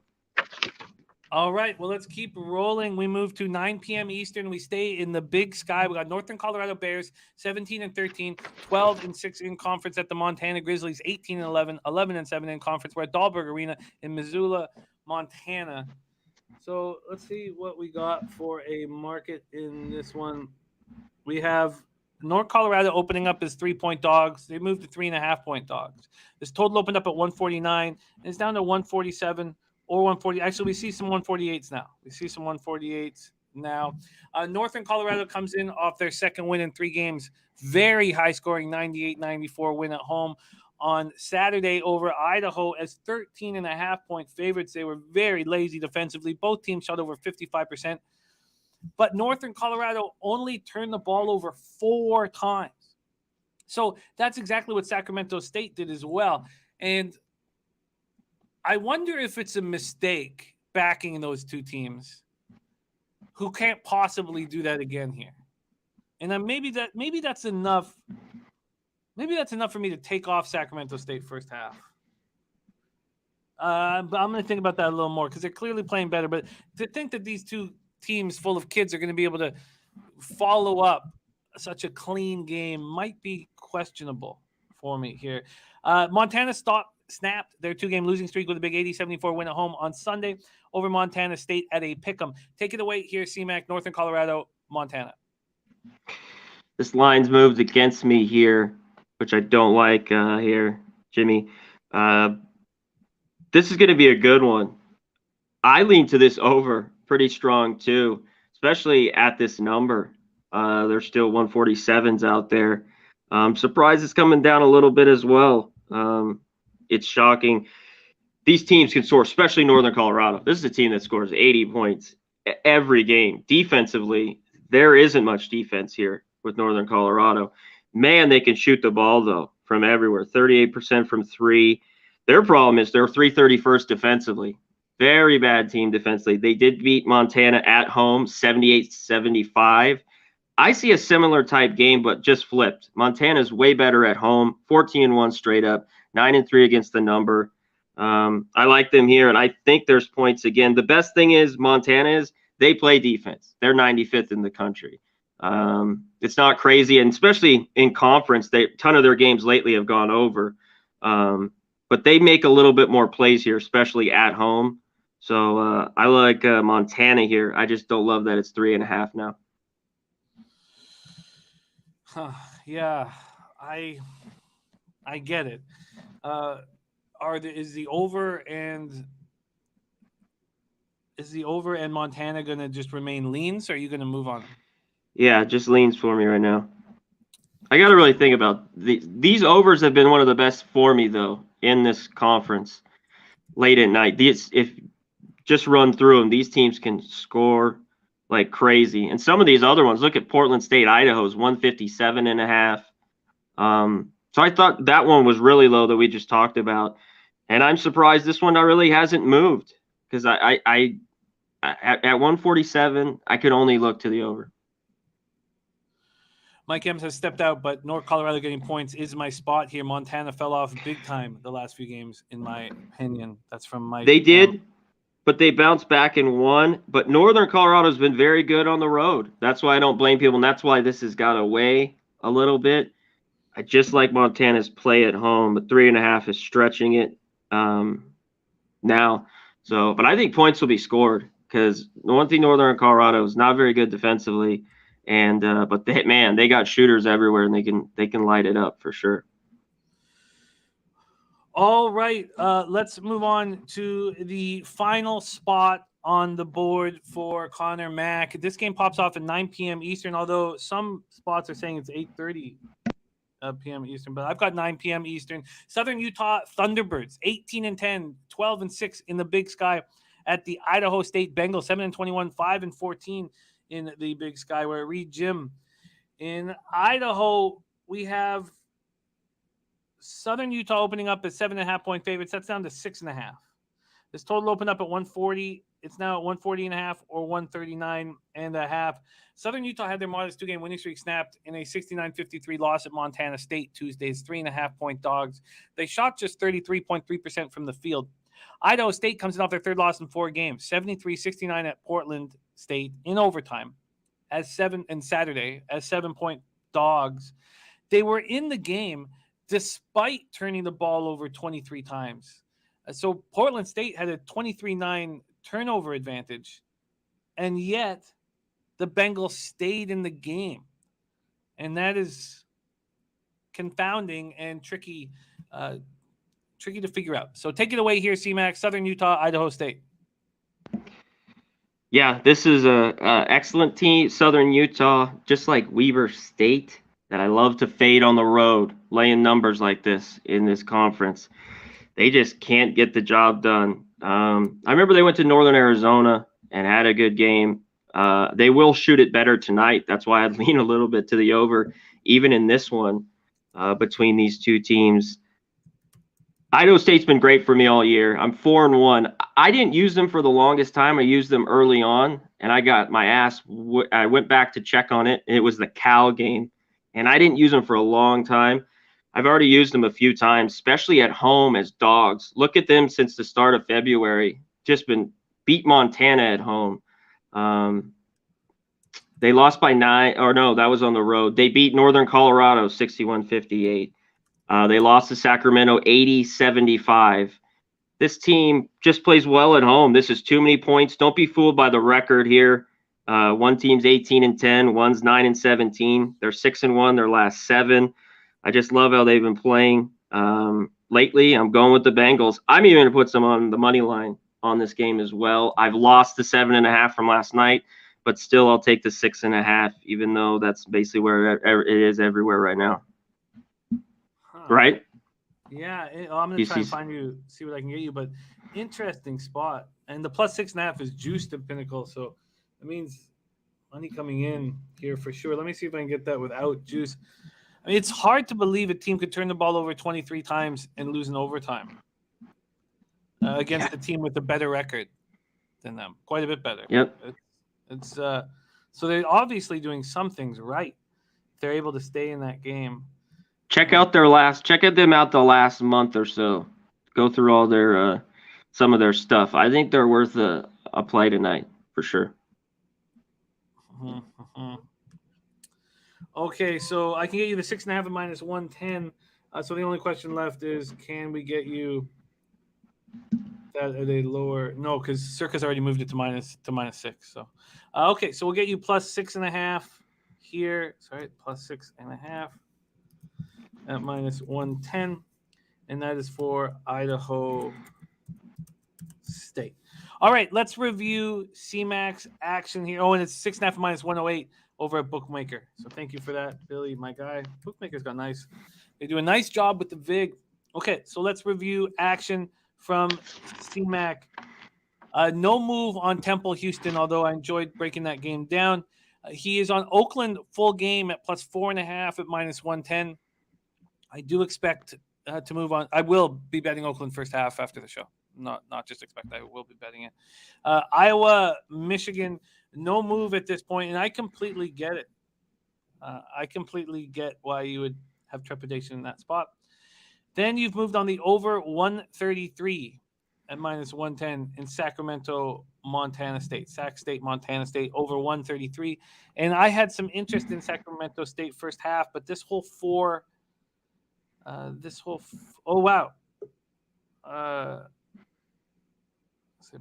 I can only see -1 right now. Okay, interesting, Josh. It is -6.5 or +6.5 at these books are 6 right now.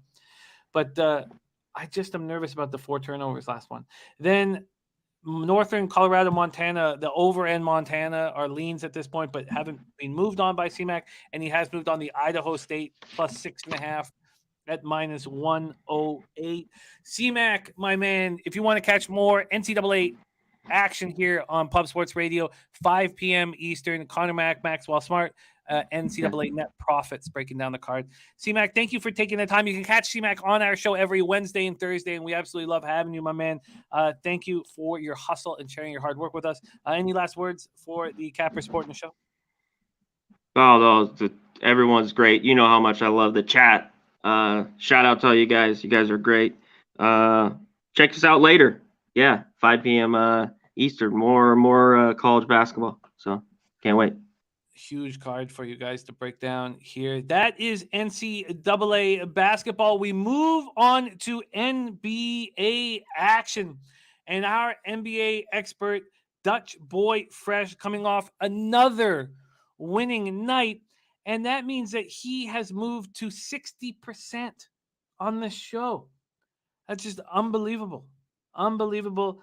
Let's go over it now. So he lost on the Cavs -4, -103, but cashed the Heat easily and cashed the Pelicans ridiculously easy. And that market, I mean, he was getting a bad line. He'd gotten a much better line on the Pelicans, and they win by 30 or at least 30. What a great work from our next guest. 36 wins, 24 losses, up 10.4 units, ROI +17.33%, average line -105, and he just keeps rolling on the show. Please welcome, direct from Las Vegas, Nevada, Dutch Boy Fresh.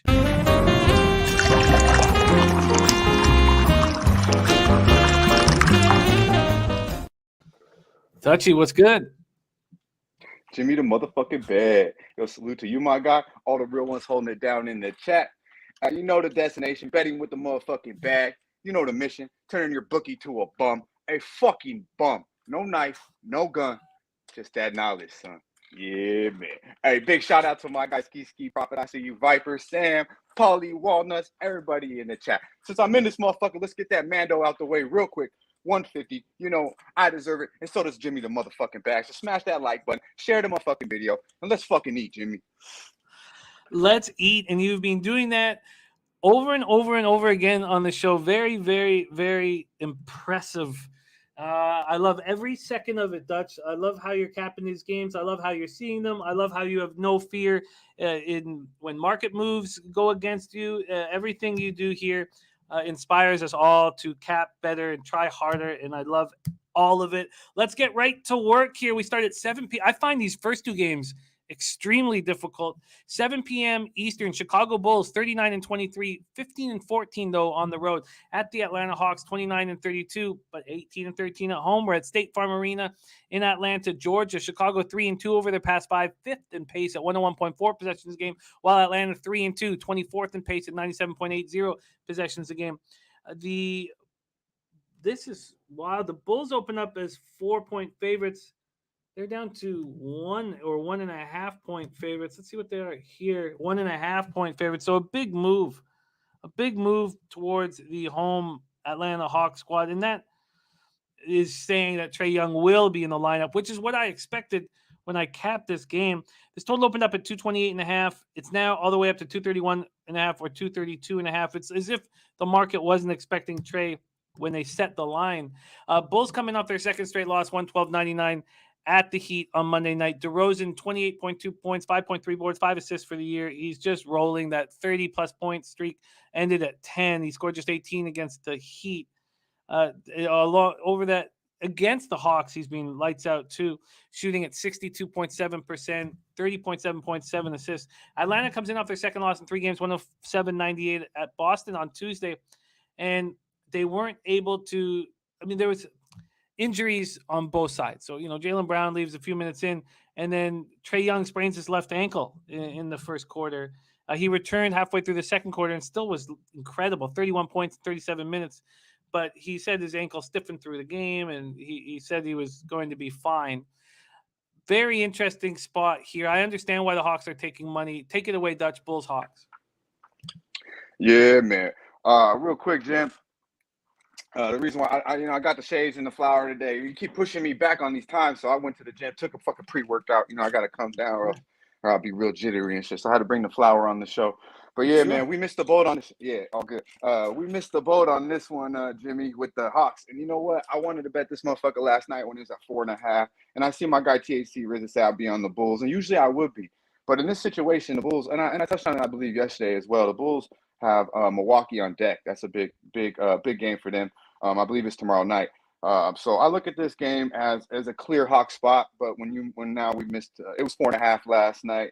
And it's hard for me to pull a trigger on Atlanta because I really just don't like the motherfuckers, to be honest with you. But I don't think the Bulls are going to beat them 4 times in 1 year. That's tough. And plus, Atlanta has been somewhat money at home, a little beat up. Obviously, JC still out. Trey, a little weak ass with that ankle. Going to suit up, though. I'm sure he'll get his.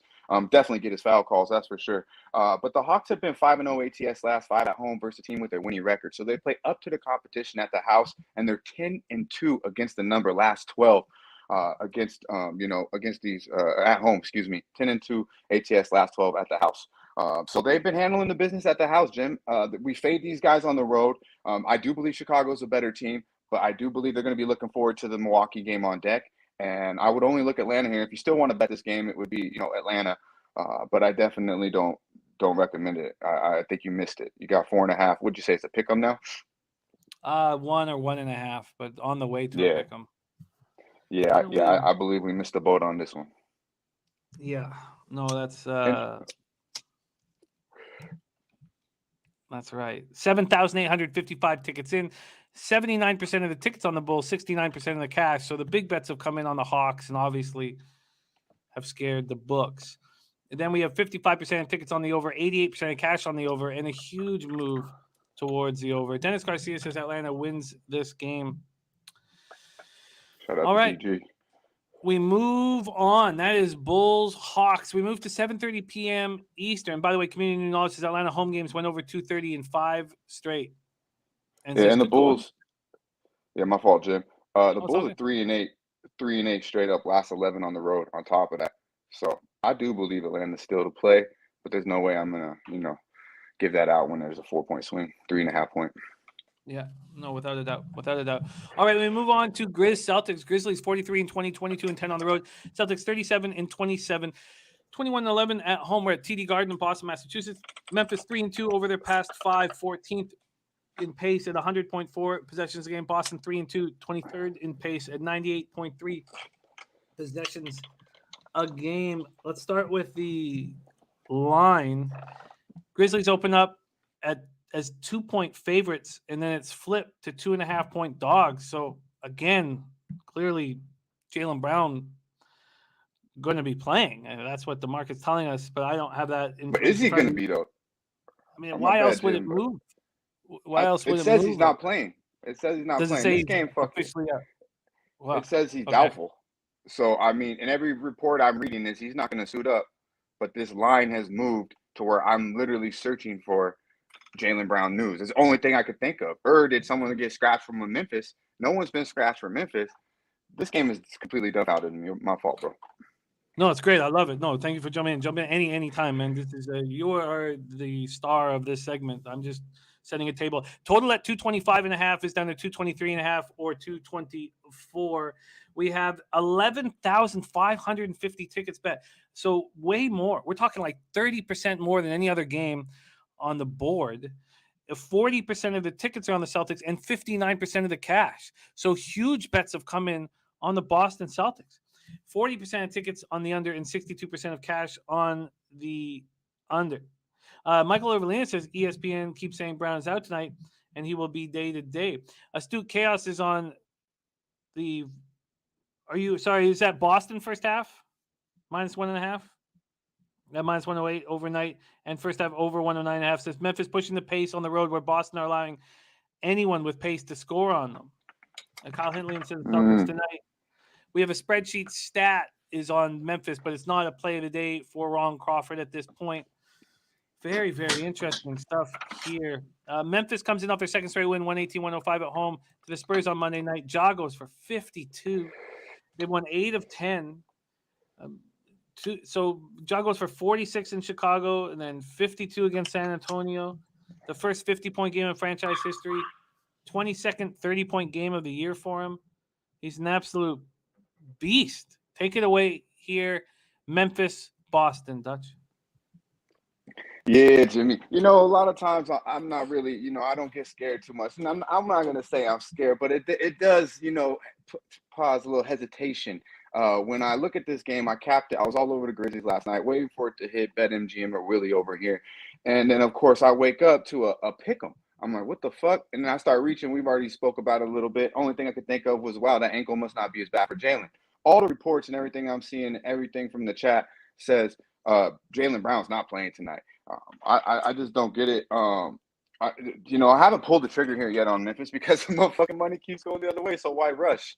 But I think eventually the money's going to start coming in on Memphis here. I think this is a bad matchup. Not only are the Boston missing their second best player, I mean, the Grizzlies are one of those teams where you got to hold your breath if you're going to bet against them any day of the week, and they're just playing absolute good basketball, man. John Morant is playing out of his fucking mind. You touched on it. I mean, he's been the best player in the league, and it's not close. I mean, I love me some Luka Doncic. A lot of talk about him late, but Ja MVP leaps and bounds, and I believe my man Bobano said it was +600 for MVP. That might be a little future. I'm not into the future best, but shout out to our guy, and that seems like some extreme value there. Because I believe he's super live. The only way is if he gets hurt. And I believe he is the best player on the court tonight, and he'll be the difference maker. If not, if Smart wants to play him, I still think Ja could get his. I think he might be a little too quick for Marcus. And that's hard to say, honestly. I don't say that about many people. But I like Triple J in this matchup is a lot. I really think Triple J is a nightmare matchup for Al Horford or anybody you put on him. He should eat tonight, Jim. Bane shooting over 40%. Been shooting a little rough from there. I would expect him to come back to reality and start shooting a little bit better, back what we've seen all year, because he has been in somewhat of a slump. And then also Big Adams, man, playing like back in the day. Adams, the guy is fucking a beast down low, just bullying motherfuckers. I love me some Robert Williams, but I think he'll have a little trouble with the size and the physicalness of Adams. So I give a lot of the edges here to Memphis, and now the line just keeps moving and moving in our way. There are 7-0 ATS last 7 on 2 days rest, 6-1 against the number last 7 on the road as a favorite, Jim, and they're 8-2 overall last 10. Like I mentioned, Boston's missing their best player. I do think Boston has elite defense. They do show at times to give up the three-pointer and teams to run. But overall, I mean, Boston is an elite defensive team. I wouldn't be surprised if they pulled out here, but I think you have to take Memphis strictly off of the value we're getting and also the eye test. They're playing some of the best basketball in the league. But this is a tough game, Jim. I will say these are 2 bet-on teams for me, and we talked about it. I'm a big fan of what Boston has, but Jaylen Brown is obviously a big piece. So, and I like the White edition as well. But I just think Memphis matches up pretty well against these boys. What a game and what a wild market move. By the way, we have Michael Uverlina picked up Moran at +1,400. Right now, he's at +900. 900, my fault. Yeah. MVP. Yeah. Embiid -130. Jokic +325. Antetokounmpo +475. Morant +900. DeRozan +1,100. When I said 6, it sounded low and it didn't seem right. But yeah, it was +900, my fault. Wow. No, it's all good, my man. Wow, that is wild. Okay. And what's your feel on this game, Jim? Well, that when there's a move like this, you have to find out why. And it's not just cash, although we've seen big bets come in on the Celtics. So is it possible here that it doesn't matter that there's no Jaylen Brown? The Celtics at home are good enough to take care of this Grizzlies squad, and there's big bets coming in. What up, Alex? Great to see you, man. I just, at this point, it feels like there's information being held from us because exactly. of 4.5 What's the number? It's at +2.5 right now. Wow. So Yeah. let me see what I could get at my book. It's at That's a plus crazy 2.5. It's huge. It's huge. Way too big. Yeah. Way too big. I'm gonna wait, Very- talk it out with my boys on the pub hub. You know, Yeah. see where we go. I can make this something official a little later. But yeah, this game is fucking. As you could tell, as much as I talked about it, it's kind of got me dumbfounded a little bit from the movements. And I even reached out, text Ski this morning. I was like, "What the fuck's going on with this game, bro? What am I missing?" You know what I mean? Dan Kelly says if MVP included the playoffs, that job bet would be a good one, but says Embiid's got this now with Harden unless he gets hurt or something. All right, let's keep rolling. Sammy says Book's daring us to take the Grizz. Okay, let's keep rolling. Next up, we have 7:30 p.m. Eastern. Miami Heat. Great call on the Heat yesterday. You were so confident in it, and it cashed comfortably for you. 41-21, 20-14 on the road at Brooklyn Nets, 32-31, 13-17 at home. Barclays Center in Brooklyn, New York. Miami 4-1 over their past 5, 19th in pace at 99.74 possessions a game, while Brooklyn 1-4, 16th in pace at 100 possessions a game. We have the Heat opening up as 6.5-point favorites, and that has dropped to 2 or 2.5.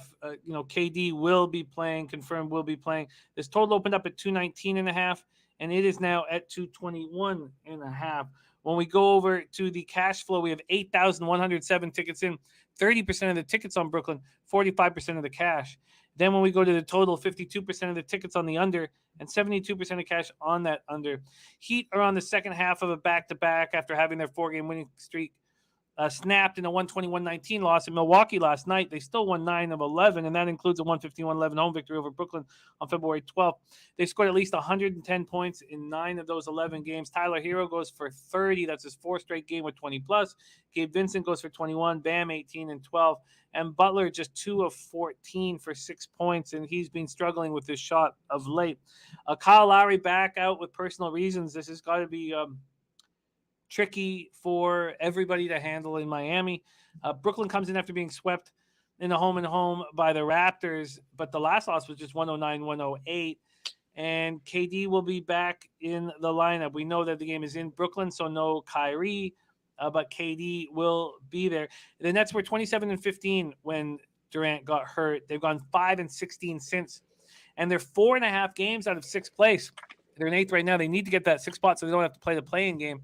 Take it away here, Dutch Heat Nets. Yeah, man. Big shout out to our guy, Razor Sharp Picks. I see you, my dude.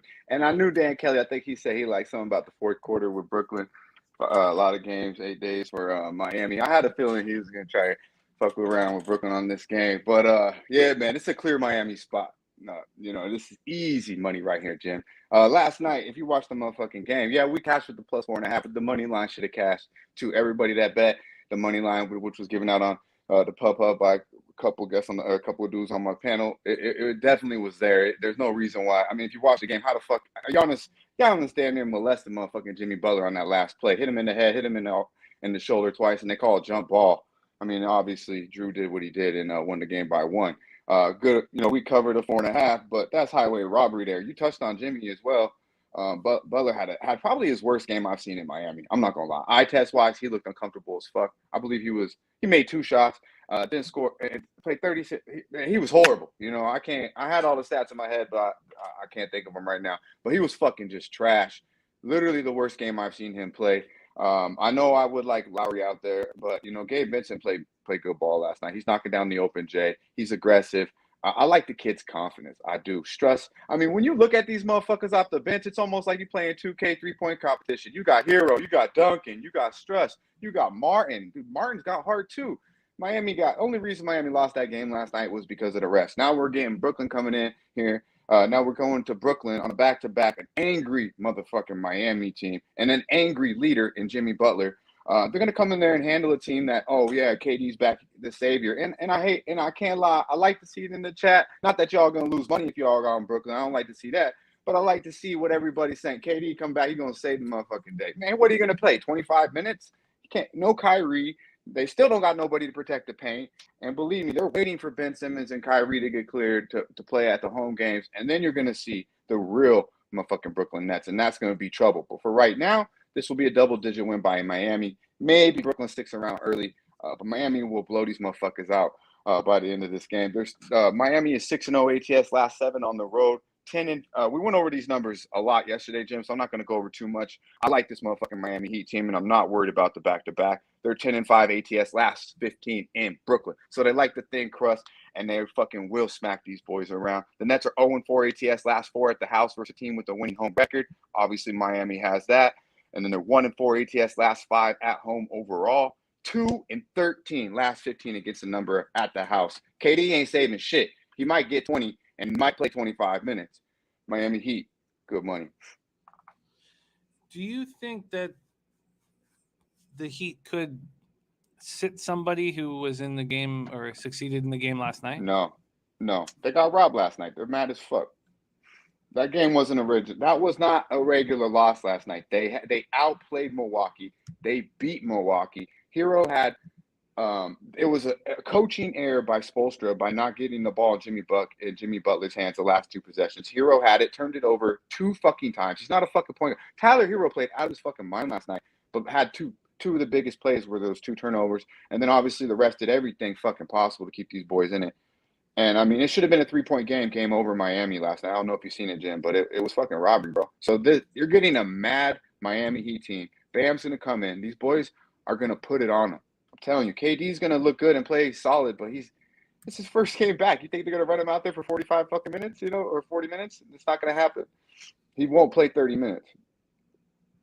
Dutch, moving on the Heat, we can get you a -2, a -107.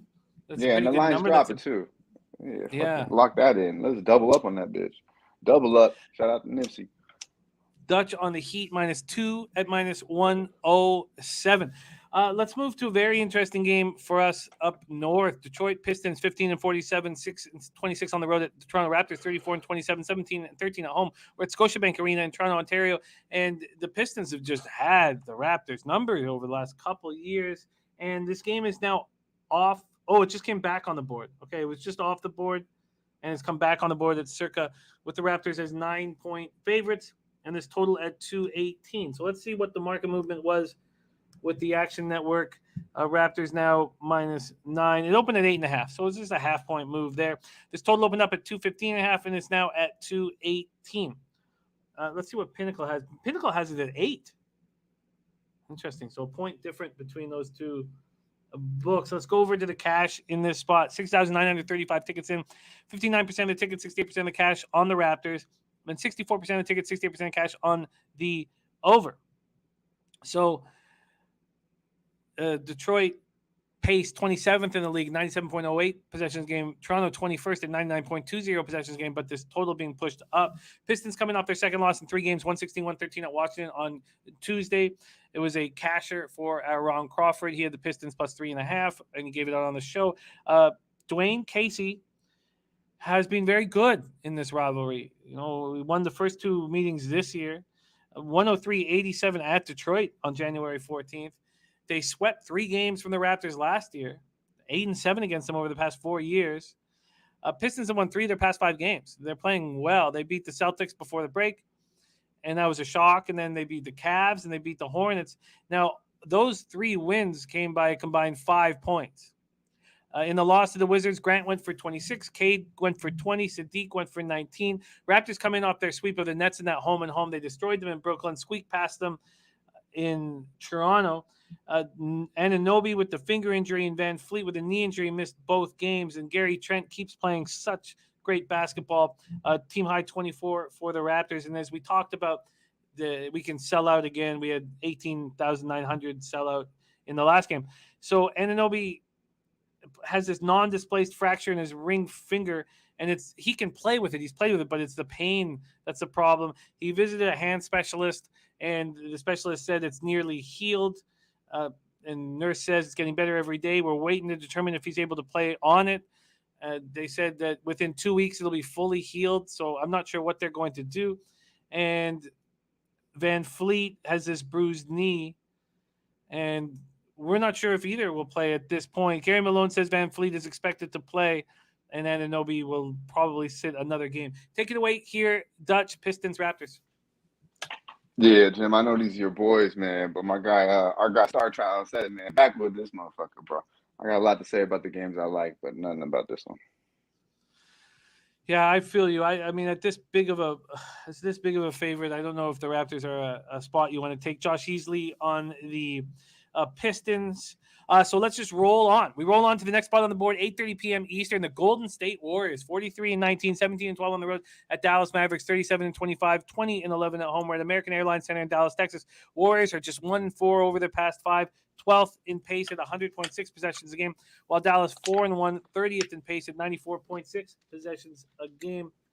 We have, let's move over here. We have the Warriors opening up as 4-point favorites, now 2.5 or 1.5, and the market moving toward. Whoa, that's a huge move. That's a 6.5 point swing towards the Mavericks. I'm shocked that they would open up +4. It almost doesn't seem right. I'd love to check out another book. I only seen two everywhere, Jim. It was +2 last night, and I was shocked to see that. I didn't see 4 anywhere. Okay. But it was 2 last night when I capped the game, woke up to a pick, jumped quickly to -1. Wow, and now we have 2s and 2.5s. Okay, thank you for that. Still open up at 218. We now see 219.5s on the board. So we go over to the cash flow, 9,444 tickets, 36% of the tickets on the Warriors, 72% of the cash. That's and now the Warriors are dogs. It's very strange. 53% of tickets on the over, 36% of cash on the over.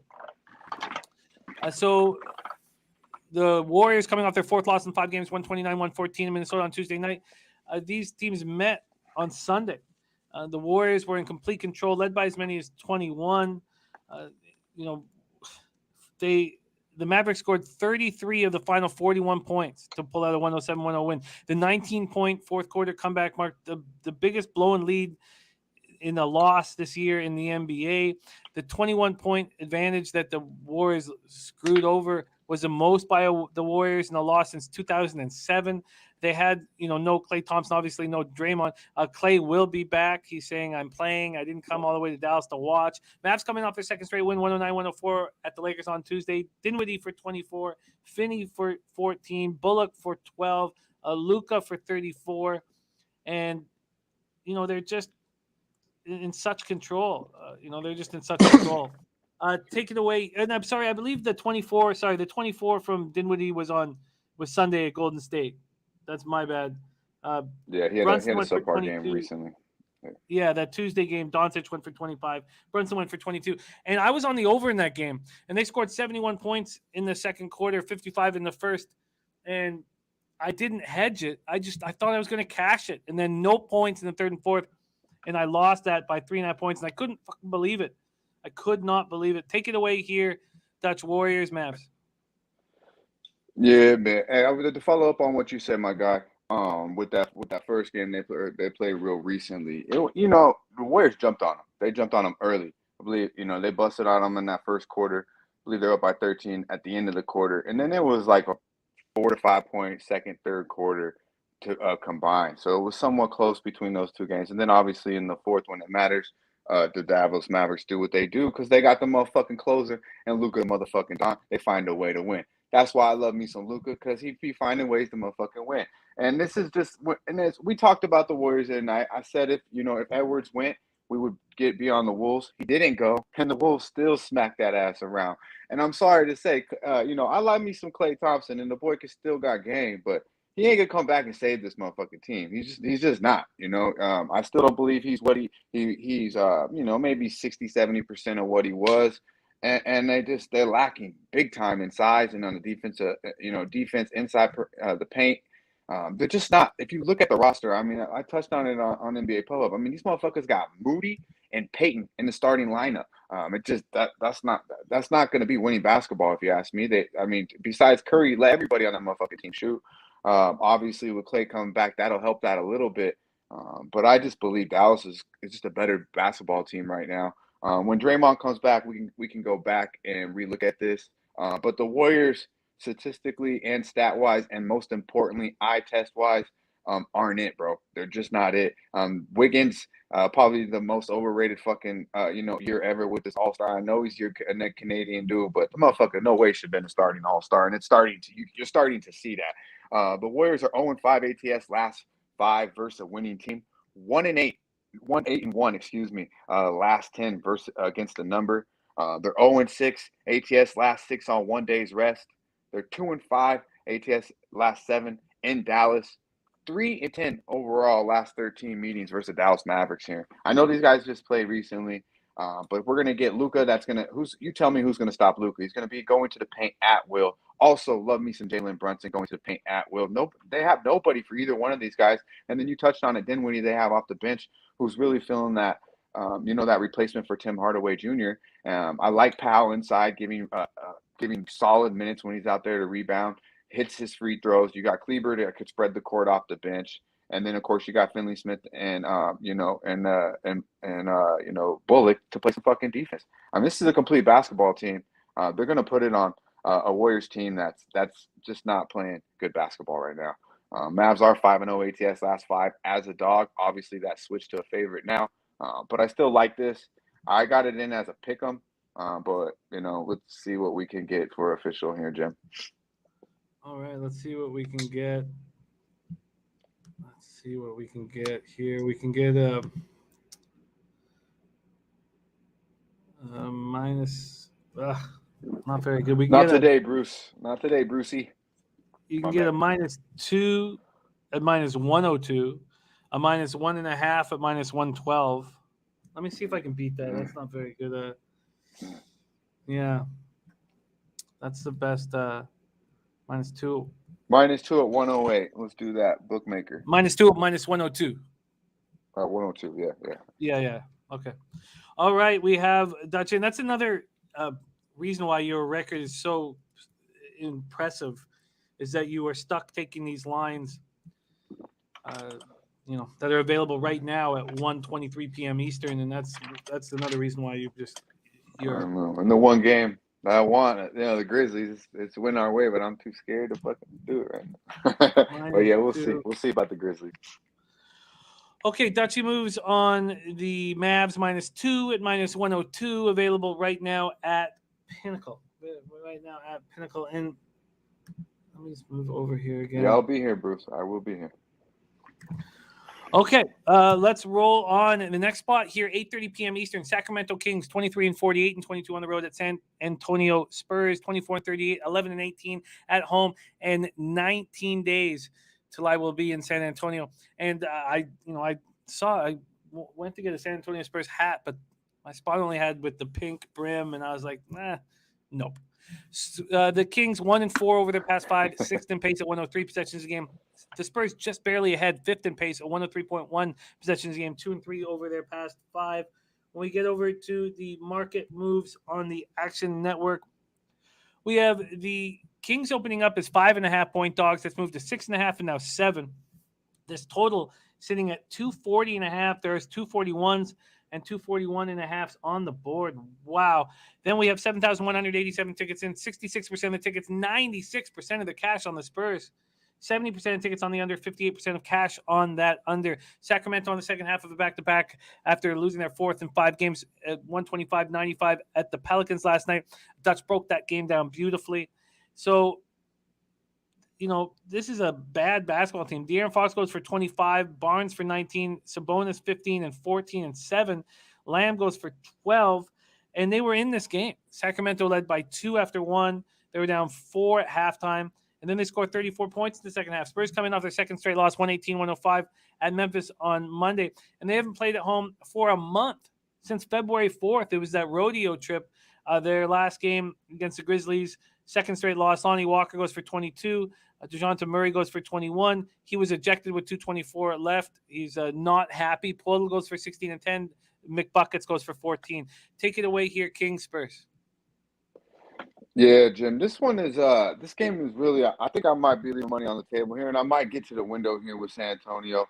But like I mentioned yesterday, I had 3 looks. And that was the most I've had. That was more looks than I had the whole week so far. So Some of these games, I just don't even want to look too much into it because then I find something that I might like here. And I know it's going to be the San Antonio Spurs, but it's just, it comes down to, I don't know if what I'm doing lately, Jim, is up my unit size and lessening the action, and it's just working for me. The Grizzlies are definitely on my mind, and the San Antonio Spurs are on my mind as well. I love me some Murray, man. I really like this dude. He's the modern day Russell Westbrook, more efficient. The kid is nasty, man. And he does everything well, and he got a chip, and he goes and goes. And, of course, he's coached by one of the best we've seen. It only helps. And you see it on the basketball court. Kel Johnson, I like the kid. Big Poe down low. San Antonio should go ahead and work. I said enough about Sacramento yesterday, so I'm only auto-fading them. And I look at San Antonio in the same kind of class as the Pelicanos. They don't have the size that obviously the Pelicanos have. But yeah, man, this could be right here a solid look that I'm on a little bit later. Look into a little more, Jim. But I could only look San Antonio here, and it's mainly a simple fade of the Sacramento Kings. Yeah, it worked so well for you. I wonder what they do character-wise as a bounce back from that second half debacle. Ron Crawford spreadsheet play of the day is the Spurs. So Ron Crawford's on the Spurs at -6, and I get it. Let's talk about this last game on the card, 10 p.m. Eastern. LA Lakers 27-34, 9-18 on the road at the LA Clippers, 33-31, 8-13 at home. We're at Crypto.com Arena in LA. And this game was a week ago. It was 6 days ago. It was Friday night after the razor sharp horse picks. I live bet the Clippers, and I was lit. I was turned, and I was having the time of my life, laughing out loud. I live bet the Clippers at plus like 4.5, 5, and I'm laughing at the Lakers trying to play defense in the fourth quarter. LeBron and Westbrook and Melo. I was having so much fun. I was just like, there's no way I could lose this. You see, there's no way I could fucking lose this. Well, look at these fucking bombs. Like it was very, very, very enjoyable. And now we're back at it. We have the Clippers sitting here as 2-point favorites, now 2.5-point favorites. How do we not back them? This total at 219.5, now 220.5. Maybe the thing is just to live bet the situation and wait for the Lakers to do something here and then jump on the Clip show. From a cash spot, 6,809 tickets in, 28% of the tickets, 66% of cash on the Lakers. Then 60% tickets and 91% cash on the under. The Lakers can't get stops in the fourth quarter, but they also struggle scoring in the fourth quarter. Again, I probably shouldn't say that because I don't have the data to back it. And I'm sure that Dan Kelly's saying, don't talk if you can't back it with numbers. So I'll let that go. Lakers coming off their third straight loss, 109-104 at home to the Mavs. The Clippers coming off their fourth straight win, 113-100 at Houston on Tuesday. There's so many storylines here on the Clippers side of things. On both sides, obviously, with LeBron being a little whiny baby, but Zubac getting a chance to play against his old foe and show them how much they need him. And it's a chance for Zubac to step up, and he's been playing so well of late. Take it away here. Last game on the board, Dutch, Lakers, Clippers. Yeah, man. Real quick, our guy, Star Child, he said some reason he wants to go back to the Kings. Maybe first half, bro, if you want to do a first half. They might come out. Jimmy did touch on it. They got that ass thumped on second half. So, you'd expect them to come out maybe a little angry. But to me, San Antonio is just a better team. Eventually, they'll pull away. Shout out to our guy, Jay Peasy. This game, Jim, man, I really agree with you.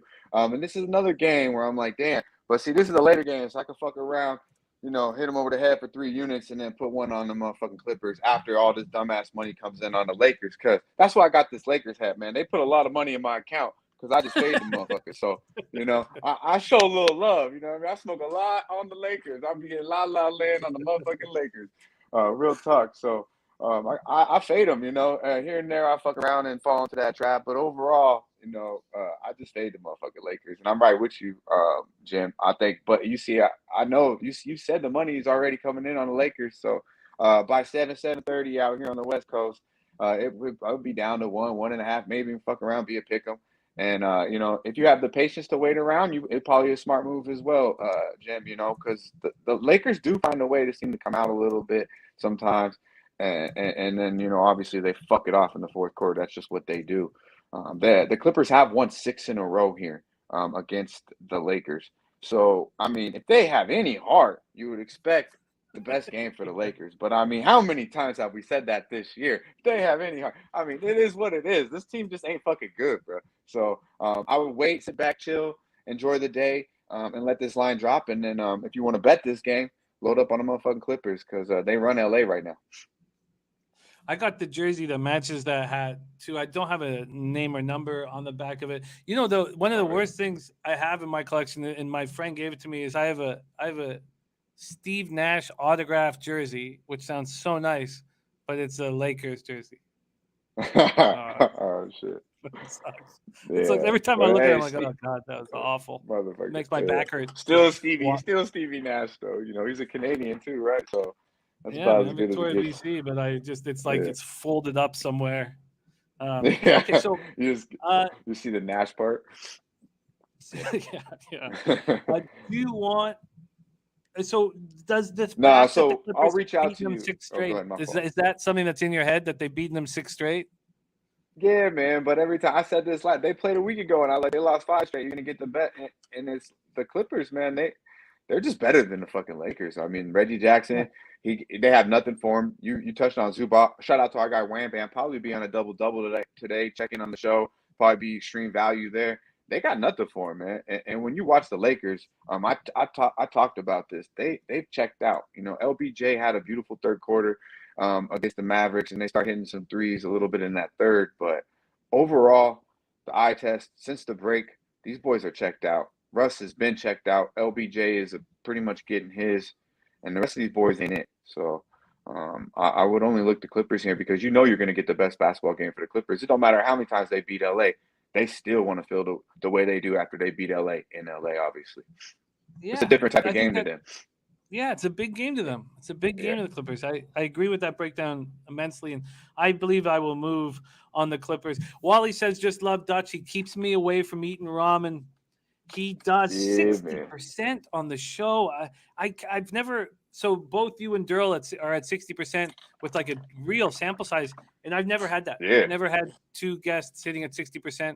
I don't know if I've had one, to be honest with you. Yeah, shout out to our guy Daryl, man. I've seen that. He's got an impressive sample size too. He must have been putting in work when I was out on vacay. Good shit, bro. Good shit. Yeah, we all eat. That's where we're at. Yeah, There's he's got for COVID everybody right at now. the table. Yeah, man. And we love you, Daryl. Thinking about you, wanting you to get better as soon as possible. All right, let's review Dutch's action here. And there will be additions. And if you want them, they come in 2.5 hours on NBA Pub Hub. He's on the Heat -2 at -107. And he's on the Mavs -2 at -102. And there could be a Spurs look. There could be a Clippers look. Keep an eye on our guy, Dutch, who is eating on this show, and we thank you for it. We really, really do, Dutch. It means a ton to us. So thank you for sharing your hard work with us. We love watching you, Cap, watching you work. Any words for the Capper supporting the show, my man? I appreciate you, Jim. I'll be back tomorrow for Fresh Friday, and we're going to end this motherfucker on a banger. So let's hit him over the head today, and I'll see y'all tomorrow. Y'all stay fresh. There he is, Dutch boy, fresh in the house. Be ready to rock at 4 p.m. Also, has offered up a K if anyone wants to try to outsmoke him in San Antonio. A K on the line if anyone wants to try to outsmoke our man.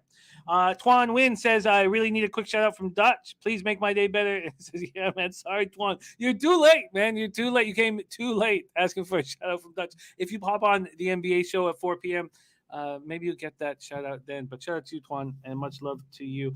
All right, that is our action. Let's review action, and then we have one final Jose Bouquet appearance. He said that one of his firsts. I remember the first time I headlined the Urban Well in Vancouver, the poster said one of his many firsts. And I remember that was a kid with so much hope, and that hope is gone from me. But you know who still has that hope is Jose Bouquet. That man still has the hope right there. Okay, let's review action before we go over Jose's firsts here. In NHL, I'm going to study the little. Oh, look at this. It's Twan's day. It's Twan's day. Let Dutchie go full screen, Jose. Put Dutchie full screen for Twan win.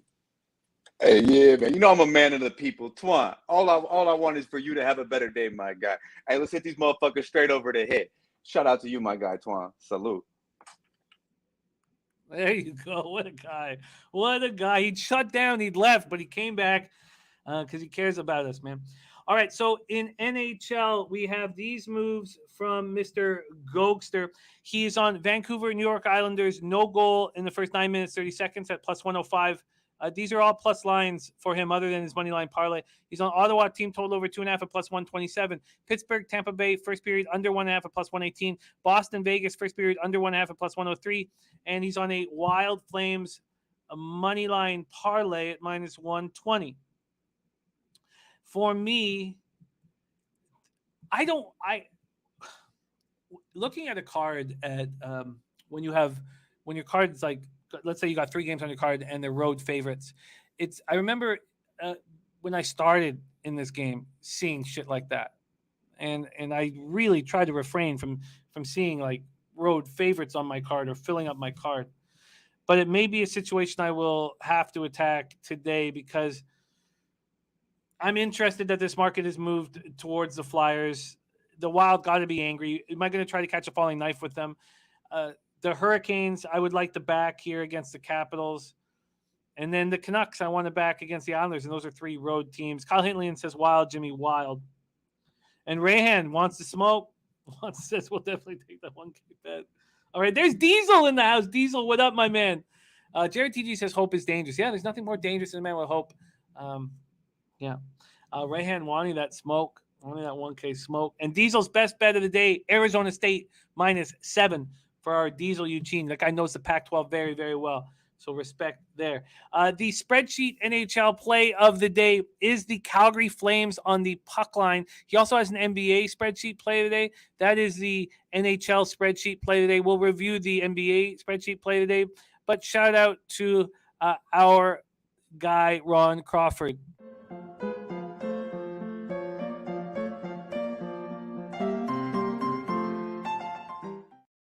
Then in college basketball, we have the spreadsheet play today on Valpo and the Taint play of the day on Valpo. Valpo -5.5.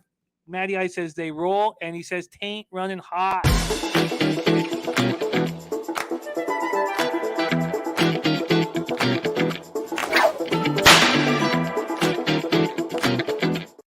Taint!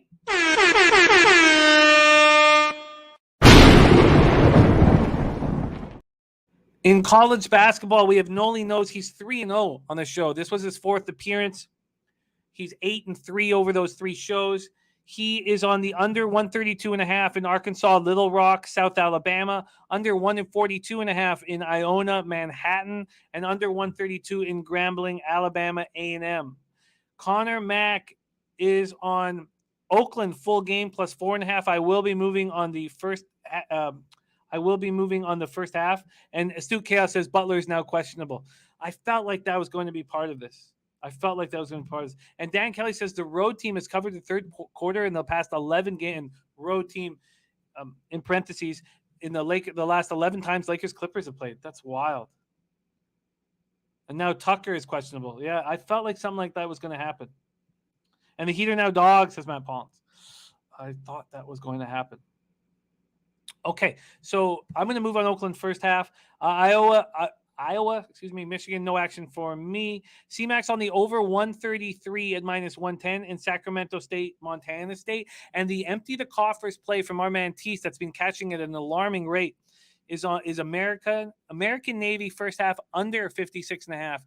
He's not afraid to go under this very low total.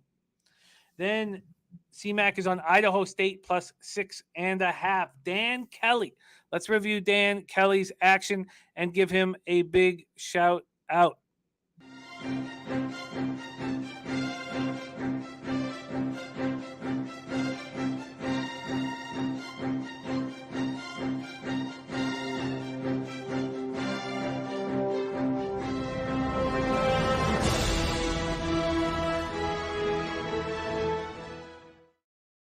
Dan is on the Bulls team total under 116.5. He's on Memphis plus 3 at -113. He's on the fourth quarter Brooklyn Nets plus 0.5. And he says the Heat are playing their 5th game in 8 days. And Dan Kelly says now you have to get on that fourth quarter Brooklyn at plus 0.5 if you can. Mark Schillingberg, much love, says, love the show, Jimmy. Thank you guys. Really keep me on my toes. Taught me how to cap and actually do this right. So much appreciation for y'all in this show. Thank you so much, Mark. That means the world to us. We're a team here. We just want to succeed together as a group. And I also want to party with everybody in San Antonio or anywhere, but this trip will be San Antonio. And all right. So Ron Crawford's spreadsheet play of the day is giving us 1 in NHL. He's giving us 1 in college basketball. Now he's giving us 1 in San Antonio is -6 on the Spurs. And then Dutch gave us 2 looks, the Heat at -2 and the Mavs at -2. And there you have it. There is our show. But Jose says one of his many firsts coming up. Jose, jump on. Tell me what you're talking about. Well, Jimmy, I'm doing something I have not done before ever. This might disappoint you. But first, can I guess? Sure, but first, I want to give you some time to guess. Give me some time to think. But first, sure. let's talk about Pubblepalooza. Everyone always remembers. Here's another quick plug. March 24th through the 31st. Detailed schedule is out. You've got all this good stuff, meet and greet, brewery company. People are asking about the Sneaker Con in the Twitter group today, finally. Got that going. Yeah.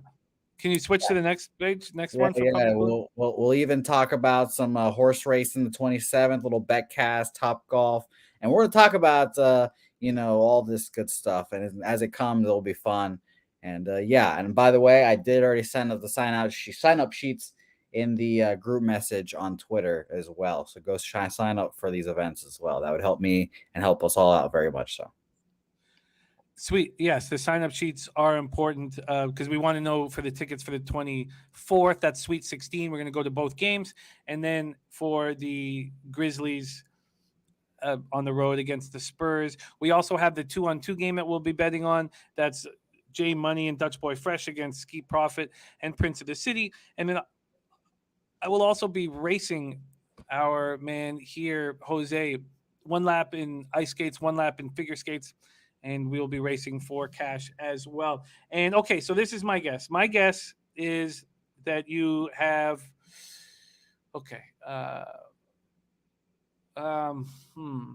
It's tough. I have not done a lot of things. You haven't done a lot of things. Okay, so for example, I was about to say one of the things I haven't eaten or done, I've never eaten eggs before, like scrambled eggs or anything like that. That's just one example. Okay, my guess is you have a tampon beside you. You are going to leave it in a glass of vodka. You are going to do a handstand, call your father into the room, and he's going to push it into your ass. Well, if that was scheduled today, that wouldn't be the first time I've done it. So unfortunately, that's not a first. That's not a first. And shout out to you for knowing. Shout out to you for knowing my mom right now is in Madrid, and my dad is here to do the shoving. So yeah, that's good. That's good leadership by you right there. Thank you. Okay, well, what is it then? I'm going to my first comedy show today. Apparently. Oh, really? So I've never been to a comedy show. I've never had people stand in front of me try to make me laugh. So I, as a former comic, a current comic yourself, Jimmy, I just want to let you know that you're coming out of retirement, you're coming out of retirement. For one show. I don't know if I'll make it longer than 10 or 15 minutes, but I can tell you whatever show you're watching is going to be nothing like the XXX comedy show that we have on the Sunday night with Jason Rouse. Yep. He's one of the stars of Andrew Dice Clay's tour. And I don't know who that is. Unfortunately, either. I kind of have an image in my head, but I hear is, oh, it's the Dice Man. Oh, and then I don't. Yeah. Oh, he played a big part of our youth, the Dice Man, and Rouse is one of the stars of that tour. So, your first comedy show. Well, it's going to be good because it's going to set you up, and you think, oh, this is what comedy's like, and then you're going to see Rouse. And you're gonna be like, "Holy shit!" Do you have any recommendations of how I should carry myself in this event? Yeah, I'd say a good thing to do is just to cut the ass out of your pants and just walk around a lot, like really make yourself. Yeah, just cut the ass out. Just get some scissors, cut the ass out. You can do it in the parking lot right before you walk in, Okay. and it'll just and then walk around a lot, like Should I 10 minutes go before the- boxers like No, under? nothing. Be Just bare no, ass. nothing. Just bare ass. Yeah. Okay. My butt is a nice hazelnut color. I don't want to hear about it. I don't want to hear about it. Just let them know about it. We don't need to. We're Catholics. We don't go to comic shows. Are you sure? Yeah, we're focused on sports here. There he is. We've been losing our audience really fast. I mean, I don't blame him. I mean, we're talking about my ass. There's no baseball to talk about. There's just I've hit the depression stage of my life. I mean, who cares? What are we doing with our lives, Jimmy? I'm gonna die. We're all dying. The sun's gonna blow up soon, Jimmy. We're all gonna die. It doesn't matter. Baseball. As long as it happens after San Antonio. That's all. And after this lovely event on Saturday too. Yes, thank you for reminding us. The big Saturday road to the Kentucky Derby, all day boozing horse racing session. I've already capped the horses for Razor's Friday show. That's already capped. Well, yes. Thank you for sharing those big balls there. Osby says, make sure to answer the comedian. Yeah, if there's any questions, no, don't heckle, don't. Well, if they ask a question, I gotta answer it, right? No, you don't. No, you don't. Much love, Jose. We have no say hey play of the day. He's on strike. Out. He's on strike. No, Jimmy. I am locked out. I'm not on strike. The owners have locked me out of making picks, Jimmy. Get that right. I apologize. He's fresh off a win yesterday. We've got to go. We're at 2 hours 45 minutes. And I got a ton of work to do to prepare for the rest of the week. In 48 hours from now, I'll be sitting here hammering horses, and I need to have a. We will be hammering horses because we're gonna be doing it. I'm gonna be out there picking horses like our man Seamus the other day. Remember that glory? I do. I remember it well. That's going to be me this weekend. I find that impossible to believe, but we'll see. Enjoy the show tonight. Give Helga my love and your father as well. And thank you guys so much for watching. You want me to tell him that? You want me to say Jimmy gives? Okay, I'm going to say Jimmy sends his love. Okay. Yeah, of course. Cashman. You want to talk about my ass, and now you're just talking about loving my dad. I don't know what the lines are. Sorry. Well, don't mention the. Don't mention the condom, or not the condom. Sorry, the tampon. Tampon. Thank you. The tampon and the vodka. Don't keep that out of it, but just you can send the love. Yeah, I wish my parents watched this thing. Anyways, I'm sorry. I keep interrupting you. My parents don't watch it. They do, except for you. Sure, my dad. Jared TG says, "What's the line on the sun exploding?" -1,000.